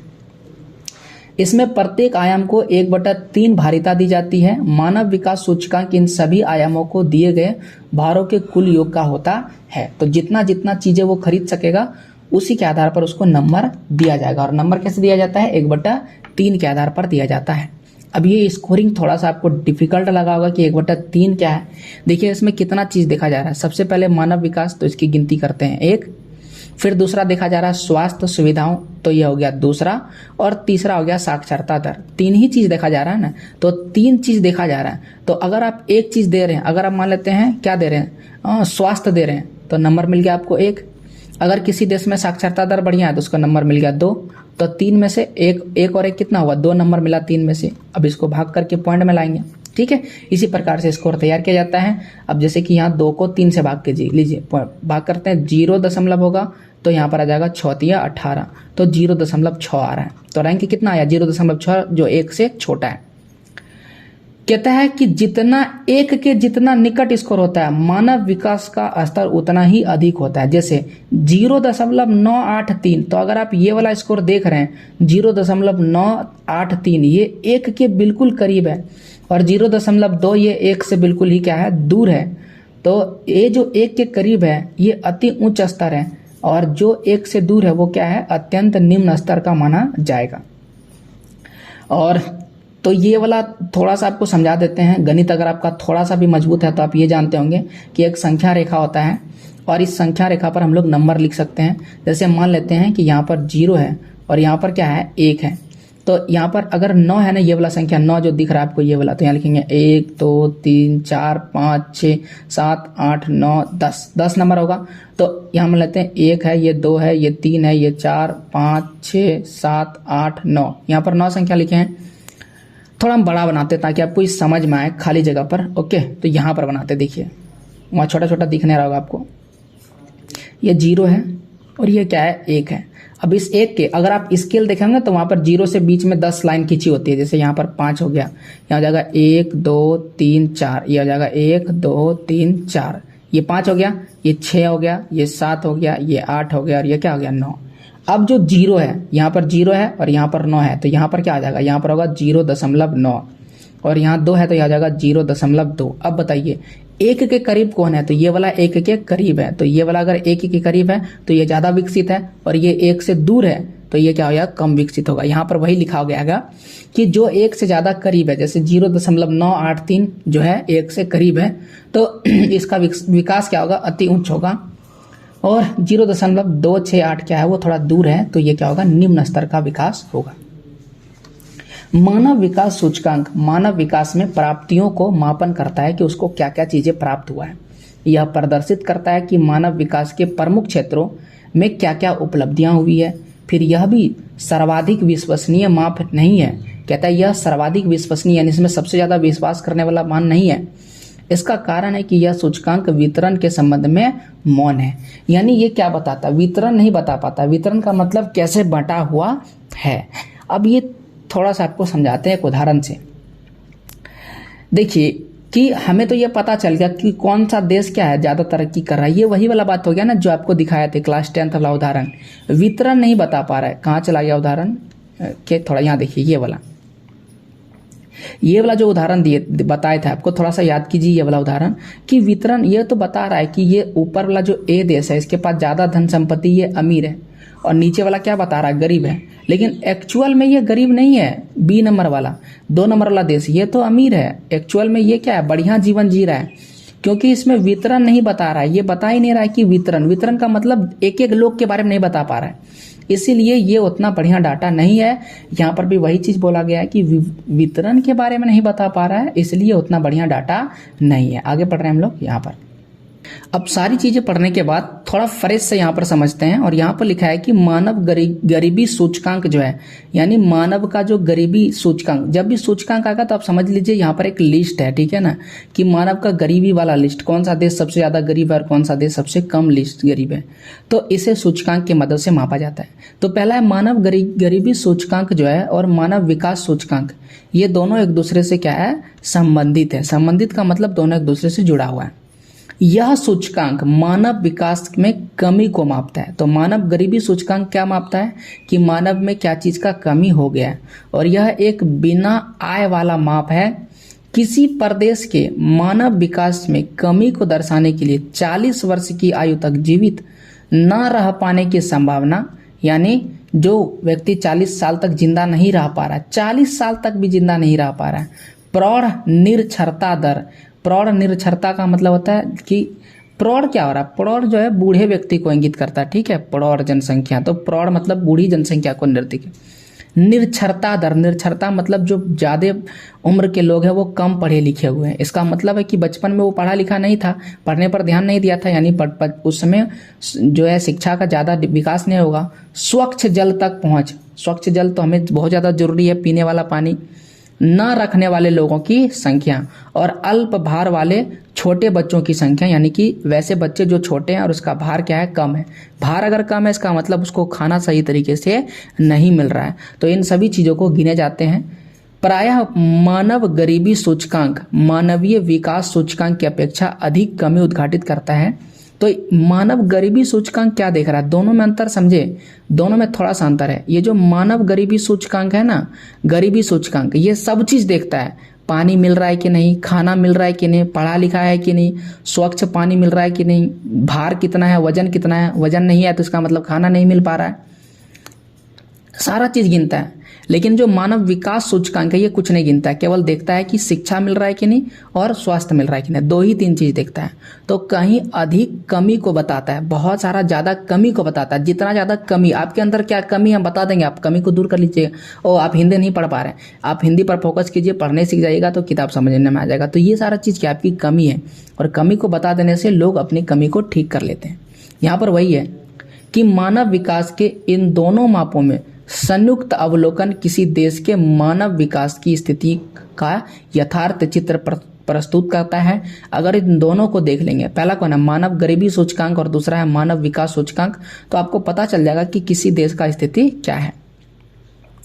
मानव विकास की विधियां, मापने की विधियां, यानी मानव विकास कर रहा है कि नहीं कर रहा है, इसमें मापने की विधि जो है बार बार परिष्कृत हो रही है। परिष्कृत का मतलब बार बार इसमें बदलाव किया जा रहा है, नया नया चीज जोड़ा जा रहा है। मानव विकास के विभिन्न तत्वों को ग्रहण करने की नूतन विधियों का अनुसंधान हो रहा है। नूतन मतलब नया नया तरीका अपनाया जा रहा है, जिससे सारा चीज पता चल सके कि एक मानव में क्या कमी है और उसको कैसे ठीक किया जा सके। इसमें शोधकर्ता लगा हुआ है। शोधकर्ता मतलब होता है खोजने वाला, शोध करने वाला। किसी विशेष में भ्रष्टाचार के स्तर और राजनीतिक स्वतंत्रता के बीच संबंध ज्ञात किए गए। राजनीतिक स्वतंत्रता सूचकांक और सर्वाधिक भ्रष्ट देश। पहले राजनीतिक स्वतंत्रता सूचकांक, यानी किन देशों में राजनीतिक स्वतंत्रता है। राजनीतिक स्वतंत्रता जैसे कि आप भाषण देने की स्वतंत्रता है, आप चुनाव में लड़ सकते हैं, नेता के खिलाफ बोल सकते हैं, तो ये क्या है आपके पास राजनीतिक स्वतंत्रता है। ठीक है, छोटा एग्जाम्पल दिए। भ्रष्ट, सर्वाधिक भ्रष्ट देश, कौन सा ऐसा देश है जो सर्वाधिक भ्रष्ट देश है, इसका भी सूची बनता है। अगर देशे भ्रष्ट है तो नागरिक को परेशानी होगा ही, और अगर नागरिक को परेशानी होगा तो उसमें मानव का विकास नहीं होगा। तो इस तरह से मानव विकास के स्तर अन्य संबंध के बारे में भी आप सोच सकते हैं, जिससे मानव के विकास के बारे में सोचा जा सकता है। ये तो हो गया, हमने देख लिया कि कैसे निकाला जाता है। अब जरा बात करते हैं अंतर्राष्ट्रीय तुलना के बारे में। अंतर्राष्ट्रीय तुलना का मतलब किसी भी दूसरे देश का तुलना कैसे करते हैं, जैसे कि भारत देश का विकास हो रहा है कि नहीं, भारत और पाकिस्तान का तुलना करते हैं, चाइना का तुलना करते हैं, भूटान देश का तुलना करते हैं, नेपाल देश का, श्रीलंका तुलना करते हैं। इस तरह का आता है अंतर्राष्ट्रीय तुलना है। तो यहाँ पर लिखा हुआ है कि मानव विकास की अंतर्राष्ट्रीय तुलना रुचिकर है। प्रदेश के आकार में प्रति व्यक्ति आय मानव विकास के प्रत्यक्ष संबंध नहीं है। यानी प्रति व्यक्ति आय से हमको सही तरीके से पता नहीं चलता है कि कौन सा देश ज़्यादा तरक्की कर रहा है और कौन सा तरक्की नहीं कर रहा है। मानव विकास में बड़े देशों की अपेक्षा छोटे देशों का कार्य बेहतर रहा है। तो जो बड़े देश हैं वो बढ़िया काम नहीं कर पाया है मानव विकास में, लेकिन जो छोटे छोटे देश हैं वो अच्छा काम कर रहा है। इसी प्रकार मानव विकास में अपेक्षाकृत निर्धन राष्ट्रों का कोटि क्रम धनी पड़ोसियों से ऊंचा रहा है। जो गरीब देश है वो मानव विकास पर ज़्यादा पैसा खर्च कर रहा था कि मेरा देश का नागरिक पढ़ लिख सके और अपेक्षाकृत सही कार्य कर सके। अब यहाँ पर एक छोटा सा उदाहरण भी दिया गया है, तो आइए उदाहरण पे देखते हैं कि उदाहरण में क्या लिखा है। उदाहरण के तौर पर अपेक्षाकृत छोटी अर्थव्यवस्था होते हुए भी श्रीलंका, यहाँ पर लिखा है छोटी अर्थव्यवस्था होते हुए श्रीलंका, ट्रिनिडाड और टोबैगो का मानव विकास सूचकांक भारत से ऊंचा है। 3 देश का नाम लिखा गया है, श्रीलंका, ट्रिनिडाड और टोबैगो। ठीक है, ये 3 देश है जिसका जो मानव विकास सूचकांक भारत से आगे है, यानी भारत से बढ़िया है। अभी तो श्रीलंका की स्थिति बिल्कुल ख़राब हो चुका है, वहाँ पर सारी चीज़ें खराब हो चुका है और वहाँ पर राष्ट्रपति भवन में भी हमला हो चुका है। तो हमला का मतलब जो सभी नागरिक है और राष्ट्रपति भवन में घुस गया है, सेल्फी ले रहा है। तो अगर आप न्यूज़ देखे होंगे तो जरूर देखे होंगे। तो लेकिन फिर भी मानव विकास सूचकांक में श्रीलंका क्या था, आगे था, ट्रिनिडाड भी आगे था, टोबैगो भी क्या था, आगे था। और भारत से छोटा देश है और मानव विकास सूचकांक में आगे है। कम प्रति व्यक्ति आय के बावजूद मानव विकास में केरल का प्रदर्शन पंजाब फिर गुजरात से कहीं बेहतर है।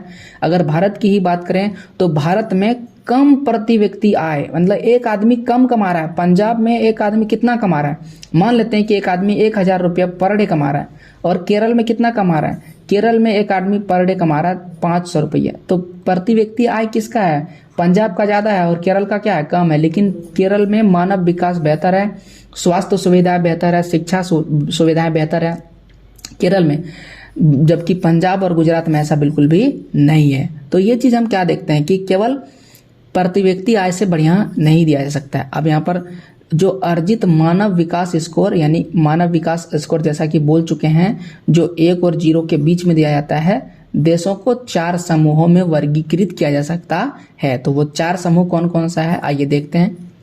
सबसे पहले है अति उच्च, फिर है उच्च, फिर है मध्यम और फिर क्या है, निम्न देश है। तो कौन कौन से इसमें कैटेगरी किया गया है। अति उच्च में वैसे देश आते हैं जिनका स्कोर 0.8 से ऊपर होता है।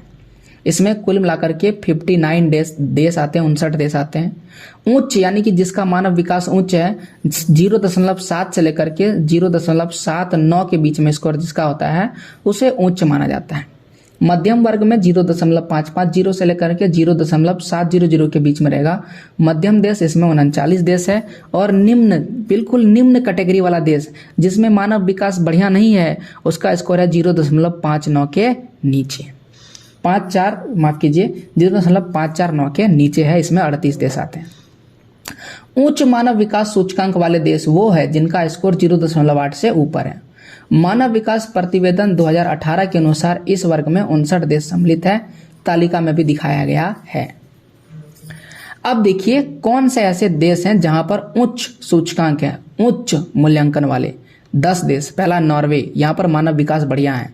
Switzerland, Australia, Ireland, Germany, Iceland, Hong Kong, Sweden, Singapore, Netherland, ये वो 10 देश है जहां पर लोग अपने जनता पर बढ़िया, सरकार जो है जनता को बेस्ट से बेस्ट सुविधा देने की कोशिश करता है और मानव विकास पर ज़्यादा खर्च करता है।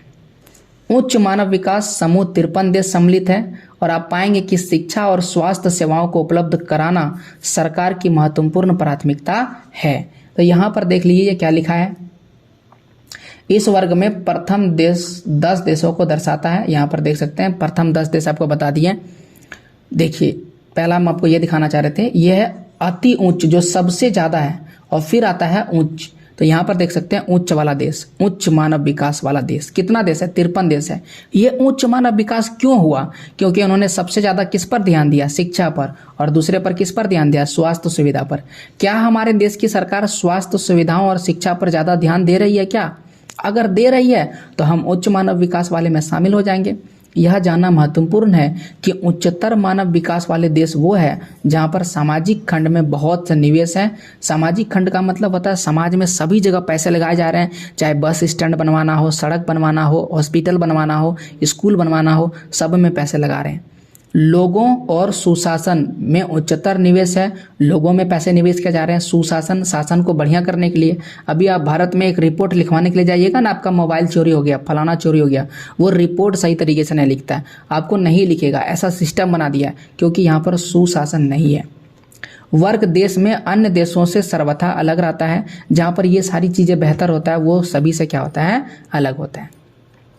अब यहाँ पर लिखा है कि यह ज्ञात करने का प्रयत्न कीजिए कि देश की आय का कितना प्रतिशत इन सेक्टरों में खर्च हुआ है।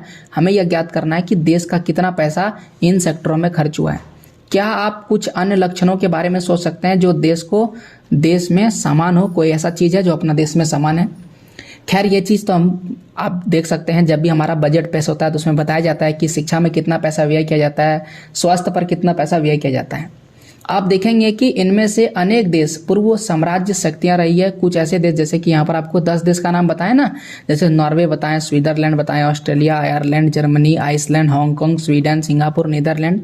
इन सभी देशों में कहा जाता है कुछ ऐसे था जो पहले साम्राज्य वाली शक्ति, पूर्व साम्राज्य शक्तियाँ थी। साम्राज्य शक्तियाँ मतलब जैसे कि जर्मनी खुद भी देश था, दूसरे को भी गुलाम बना के रखा था, इसे कहते हैं साम्राज्य शक्तियाँ। ठीक है, तो साम्राज्य शक्तियों का क्या फायदा है, उसके पास अपना संपत्ति तो ही है। जैसे कि इंग्लैंड, अंग्रेजों ने हमें गुलाम बनाया तो उसके पास अपना तो संसाधन था ही। हमारे देश में भी सोना, चांदी, लोहा, कोयला जो था वो उठा करके ले गया, तो इससे क्या हुआ, उसको बहुत ज़्यादा फायदा हुआ। ओके, तो उम्मीद आपको ये समझ में आ गया कि एक साम्राज्य शक्तियों को कैसे फायदा होता है। इन देशों में सामाजिक विविधता की डिग्री उच्च नहीं है, यानी कि समाज में ज़्यादा विविधता नहीं होता है।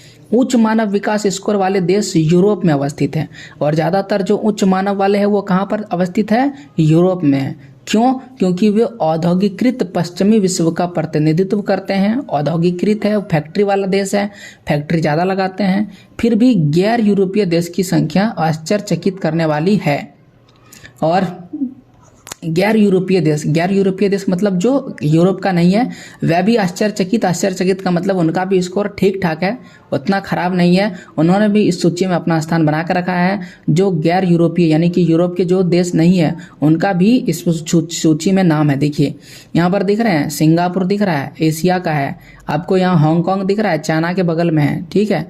इसके अलावा आपको दिखा देते हैं नीदरलैंड तो वहीं पर है। तो फिर भी आप देख सकते हैं एक दो देश ऐसा है जो वहाँ पर अपना नाम दिखा रहा है। इससे क्या पता चलता है कि खाली यूरोप के लोग ही तरक्की नहीं कर सकते हैं, बाकी लोग भी तरक्की कर सकते हैं। और लिखा है कि मानव विकास के मध्यम स्तर वाला देश, मध्यम स्तर वाला बोल दिए, कौन सा स्कोर देख लीजिए एक बार फिर से, ये रहा मध्यम स्तर वाला। इसका स्कोर 0.550 से 0.700 के बीच होता है। इसमें कितने देश है? 39 देश है। तो क्या लिखा गया इसमें? 39 देश है कुल मिलाकर के, और इसमें अधिकांश देशों का विकास द्वितीय विश्व युद्ध के बाद की अवधि में हुआ है। तो द्वितीय विश्व युद्ध में तो बहुत ज्यादा क्षति हुआ है, द्वितीय विश्व युद्ध के बाद ये लोग तरक्की में आया। इस वर्ग के कुछ देश पूर्वकालीन उपनिवेश थे, उपनिवेश का मतलब गुलाम थे, जबकि अनेक देशों का विकास 1990 ईस्वी में तत्कालीन सोवियत संघ के विघटन के पश्चात हुआ। तो इसमें बहुत सारे ऐसे देश हैं जो सोवियत संघ के टूटने से बना है। सोवियत संघ जो है रूस का पुराना नाम है। सोवियत संघ में रूस और 15 और देश मिला दीजिएगा, जिसमें ताजिकिस्तान, किर्गिस्तान जैसे देश आते हैं। वह सारे देश जब मिला दीजिएगा तो उन सभी देशों में जो अभी आपको चल रहा है ना, रूस और यूक्रेन का वार चल रहा है, उस समय यूक्रेन भी रूस का ही पार्ट था, ठीक है। तो इस सब देश को मिला दीजिएगा तो बन जाएगा सोवियत संघ। सोवियत संघ टूट गया और सोवियत संघ में 15 नया देश बन गया। सोवियत संघ जब टूटा ना तो रूस एक नया देश बना और उसके बाद 15 और देश बना। तो वह सभी देश क्या नया देश बना, वही यहाँ लिखा है कि अन्य देश जो है 1990 ईस्वी में बना है। इसमें अनेक देश अधिकांश लोकोन्मुखी नीतियों को अपनाकर, बढ़िया बढ़िया नीति अपना करके क्या हुए, वो सामाजिक भेदभाव को दूर कर दिए, समाज में भेदभाव को खत्म कर दिए और तेजी से मानव विकास के स्कोर में सुधार कर लिए। तो हम लोग क्या कर रहे हैं, हम लोग अभी भी जाति के आधार पर, धर्म के आधार पर, लिंग के आधार पर भेदभाव कर रहे हैं, जबकि इन्होंने सामाजिक भेदभाव को पहले खत्म किया, तब जाकर के वो मानव विकास में आ गए। इसमें अधिकांश देश उच्चतर मानव विकास के स्कोर वाले देशों की तुलना में सामाजिक विविधता अधिक पाई जाती है, यानी इसमें समाज में ज़्यादा भेदभाव पाया जाता है। वर्ग के अनेक देशों में अपने अभिमान इतिहास में राजनीतिक अस्थिरता है। राजनीतिक अस्थिरता का मतलब सरकार सही तरीके से नहीं चल पाता है। कभी इसमें सरकार, जैसे कि अभी तालिबान अफगानिस्तान वाला देखें, उसमें सरकार बढ़िया चल रहा था, तालिबान आकर के हमला कर दिया। तो कभी राजनीतिक शासन होता है, कभी आर्मी वाला शासन होता है, कभी राजतंत्र वाला होता है। इसे कहते हैं राजनीतिक अस्थिरता। और समाज में बार बार विद्रोह होते रहता है, समाज में लड़ाई झगड़ा होते रहता है। अब आता है मानव विकास के निम्न स्तर वाला देश, जो सबसे लास्ट वाला है। इसमें 38 देश है और इसमें अधिकांश छोटे छोटे देश हैं जो राजनीतिक उपद्रव होते रहते हैं, राजनीति के तौर पर लड़ते रहते हैं, हमारा सरकार है, लड़ते रहता है। और यहाँ तक कि इन देशों में गृह युद्ध भी हो जाता है। गृह युद्ध का मतलब आपस में लड़ते हैं। सामाजिक अस्थिरता है, समाज में पूरी लड़ाई होते रहता है, अकाल पड़ते रहता है, बीमारी पड़ते रहता है। इन घटनाओं के दौर से गुजर रहे हैं और सुविचारित नीतियों के माध्यम से इस वर्ग के देशों की मानव विकास की आवश्यकताओं को समाधान की तत्काल आवश्यकता है। और इसमें जो है कुछ नई नीति के तहत, नियम कानून के तहत इसको मानव विकास की आवश्यकता है। इसमें बिल्कुल भी मानव विकास नहीं हो रहा है और ये सबसे लास्ट में आता है। और इसमें कितने देश हैं? 38 देश है, जिसका स्कोर बड़ा कम है, 0.549 से भी कम है। तो इस प्रकार से 4 प्रकार के देश के बारे में पूरी डिटेल से लिखा गया था, ये मैंने बता दिया। और इसके आगे देखिए क्या लिखा है। मानव विकास की अंतर्राष्ट्रीय तुलनाएं कुछ अत्यंत रुचिकर परिणाम दर्शाती है और प्रायः लोग मानव विकास के निम्न स्तरों के लिए लोगों की संस्कृति को दोष देते हैं। तो बहुत सारे लोग जिसका मानव विकास निम्न है, बहुत छोटा है, उसको लगता है कि उसकी संस्कृति खराब है, रीति रिवाज खराब है, इसलिए ऐसा हो रहा है। लेकिन रीति रिवाज और संस्कृति के चलते ऐसा बिल्कुल भी नहीं हो रहा है। उदाहरण के लिए देते हैं, क देश एक उदाहरण लिया गया। मानव विकास इसलिए कम हुआ क्योंकि उसके लोग ख धर्म का अनुसरण करते हैं। अब ये मानता है कि वो इस धर्म का पालन कर रहा है, इसलिए उसका मानव विकास कम है। अब ऐसा बिल्कुल भी नहीं होता है। अथवा ग समुदाय ऐसे वक्तत्व भ्रांतिपूर्ण है। ये सारा चीज क्या है? भ्रांतिपूर्ण। भ्रांतिपूर्ण का मतलब होता है बिल्कुल बेकार वाली बात है। ऐसा कुछ भी नहीं होता है कि आप कोई एक ऐसा बता दीजिए जो धर्म के आधार पर तरक्की किया है। एक प्रदेश मानव विकास के निम्न अथवा उच्चतर स्तर को दर्शाए जाते हैं। यह समझाने के लिए सामाजिक सेक्टर पर सरकारी व्यय बहुत ज़्यादा महत्वपूर्ण है। सामाजिक सेक्टर का मतलब होता है सार्वजनिक क्षेत्रक। सार्वजनिक क्षेत्रक मतलब जिसका सब कोई उपयोग करता है। जैसे अस्पताल का उपयोग सब कोई करता है, चाहे वो अमीर हो या गरीब हो। अगर इस पे सरकार पैसा लगाती है, सरकार हॉस्पिटल को बढ़िया सुंदर कर देती है, उसमें सभी इलाज करवा देता है फ्री में, तो क्या होगा? स्कूल को बढ़िया कर देगा, रोड को बढ़िया कर देगा, तो क्या होगा? सामाजिक सेक्टर पर व्यय के प्रतिरूप में देखना होगा, तभी जानना महत्वपूर्ण है। देश के राजनीतिक परिवेश बढ़िया होना चाहिए। लोगों को उपलब्ध स्वतंत्रता भी महत्वपूर्ण है। राजनीतिक परिवेश मतलब राजनीति के तौर पर अगर लड़ते रहेगा तो देश पूरी तरह से गरीबी में डूब जाएगा। और यहाँ पर स्वतंत्रता भी होना चाहिए, लोगों को बोलने की स्वतंत्रता, घूमने की स्वतंत्रता, यहाँ तक कि शिक्षा ग्रहण करने की स्वतंत्रता। मानव विकास के उच्च स्तर वाले देश में सामाजिक सेक्टरों में अधिकांश निवेश करते हैं।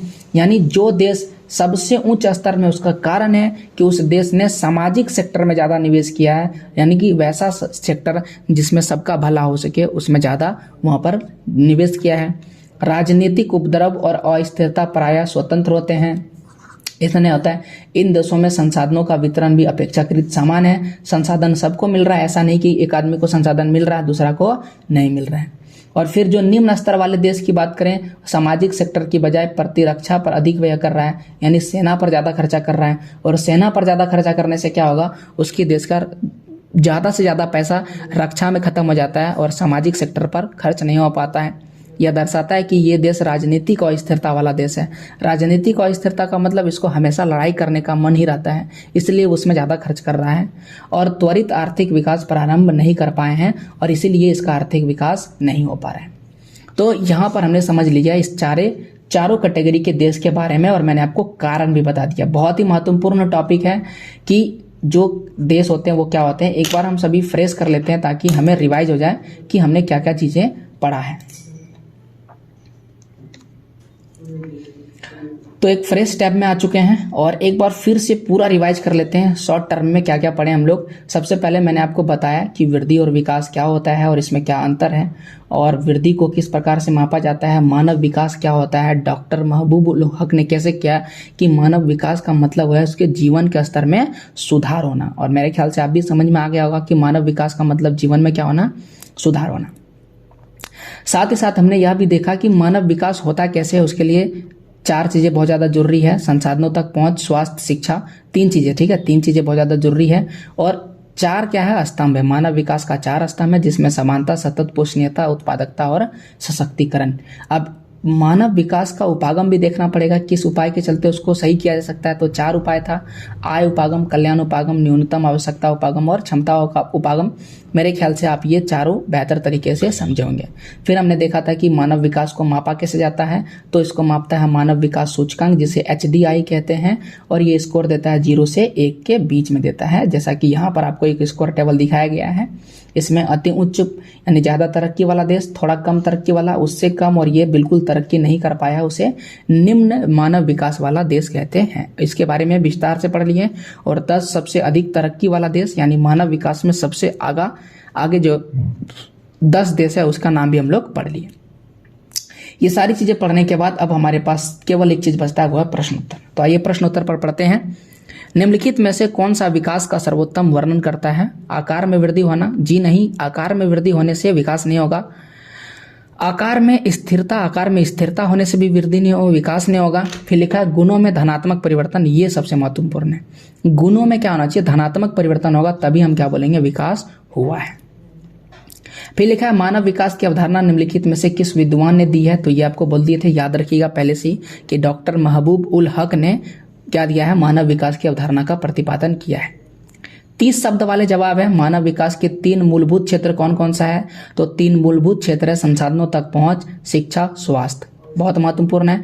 मानव विकास के 4 प्रमुख घटक कौन कौन सा है? तो 4 घटक आपको बताते: समानता, सतत पोषणीयता और सशक्तिकरण था, और निर्वहन था। और निर्वहन का मतलब होता है, यहाँ पर आपको दिखा देते हैं एक बार, ठीक है। निर्वहन क्या था? 4 आपको स्तंभ बताए थे, वो 4 स्तंभ यहाँ पर लिखे हुए हैं। इसलिए बोले थे तभी कि ये सारे क्या है, महत्वपूर्ण है।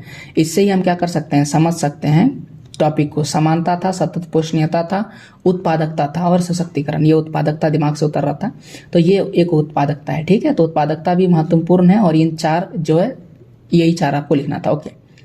अब लिखा हुआ है कि मानव विकास सूचकांक के आधार पर देशों का वर्गीकरण 4 वर्गों में किया जा सकता है। अति उच्च मानव विकास वाला, फिर उच्च विकास वाला, मध्यम वर्ग वाला और फिर निम्न वर्ग वाला। पॉइंट भी आप याद रखिएगा। अब आता है 150 शब्द में। मानव विकास शब्द से क्या अभिप्राय है? मानव विकास शब्द से क्या अभिप्राय है? मानव विकास का मतलब होता है मानव का विकास करना। और कैसा विकास? सकारात्मक, धनात्मक विकास होना, और वो किस तरह? गुणात्मक, जो गुण के सापेक्ष होना चाहिए। अब गुण के सापेक्ष का मतलब क्या होता है? मूल्य के सापेक्ष होना चाहिए। इसका मतलब क्या हुआ? उसमें शिक्षा में परिवर्तन होना चाहिए, स्वास्थ्य सुविधा मिलना चाहिए और सार्वजनिक सुविधाओं का पूरी तरह से लाभ मिलना चाहिए, तभी मानव विकास होगा। और मानव विकास का लाभ करने के लिए सार्वजनिक क्षेत्रों पर सरकारों को व्यय करना जरूरी है।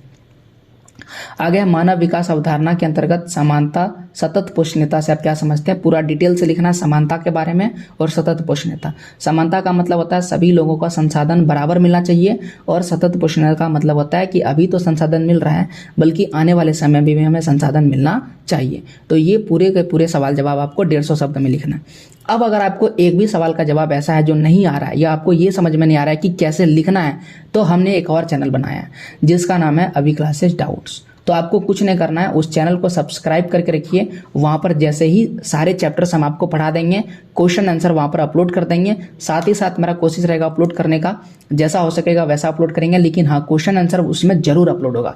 तो सब्सक्राइब कीजिए अभी क्लासेस डाउट्स को, उसका नाम है डाउट्स, DOBTS डाउट्स है, उसे सब्सक्राइब कीजिए। वहाँ पर इसका क्वेश्चन आंसर एक तरीका से लिखते हैं ताकि परीक्षा में लिखे। 30 शब्द में बोला तो हम 30 शब्द में ही लिखेंगे, उससे ही लगभग में लिखेंगे। 150 शब्द बोला तो हम 150 शब्द के ही आसपास लिखेंगे।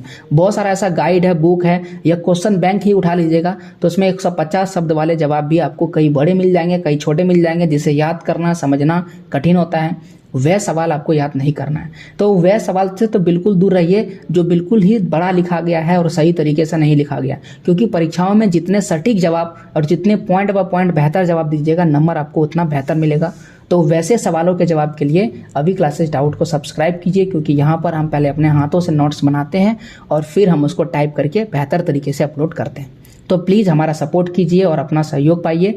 अभी क्लासेस डाउट को सब्सक्राइब कीजिए और इस चैनल को भी सब्सक्राइब कीजिए अगर आपको ये पूरा चैप्टर बेहतर समझ में आया है तो। ऐसे ही और भी बेहतर वीडियोज़ हम अपलोड करते रहेंगे, हमारा सपोर्ट कीजिए। पूरा वीडियो देखने के लिए थैंक यू। जय हिंद, जय भारत, वंदे मातरम।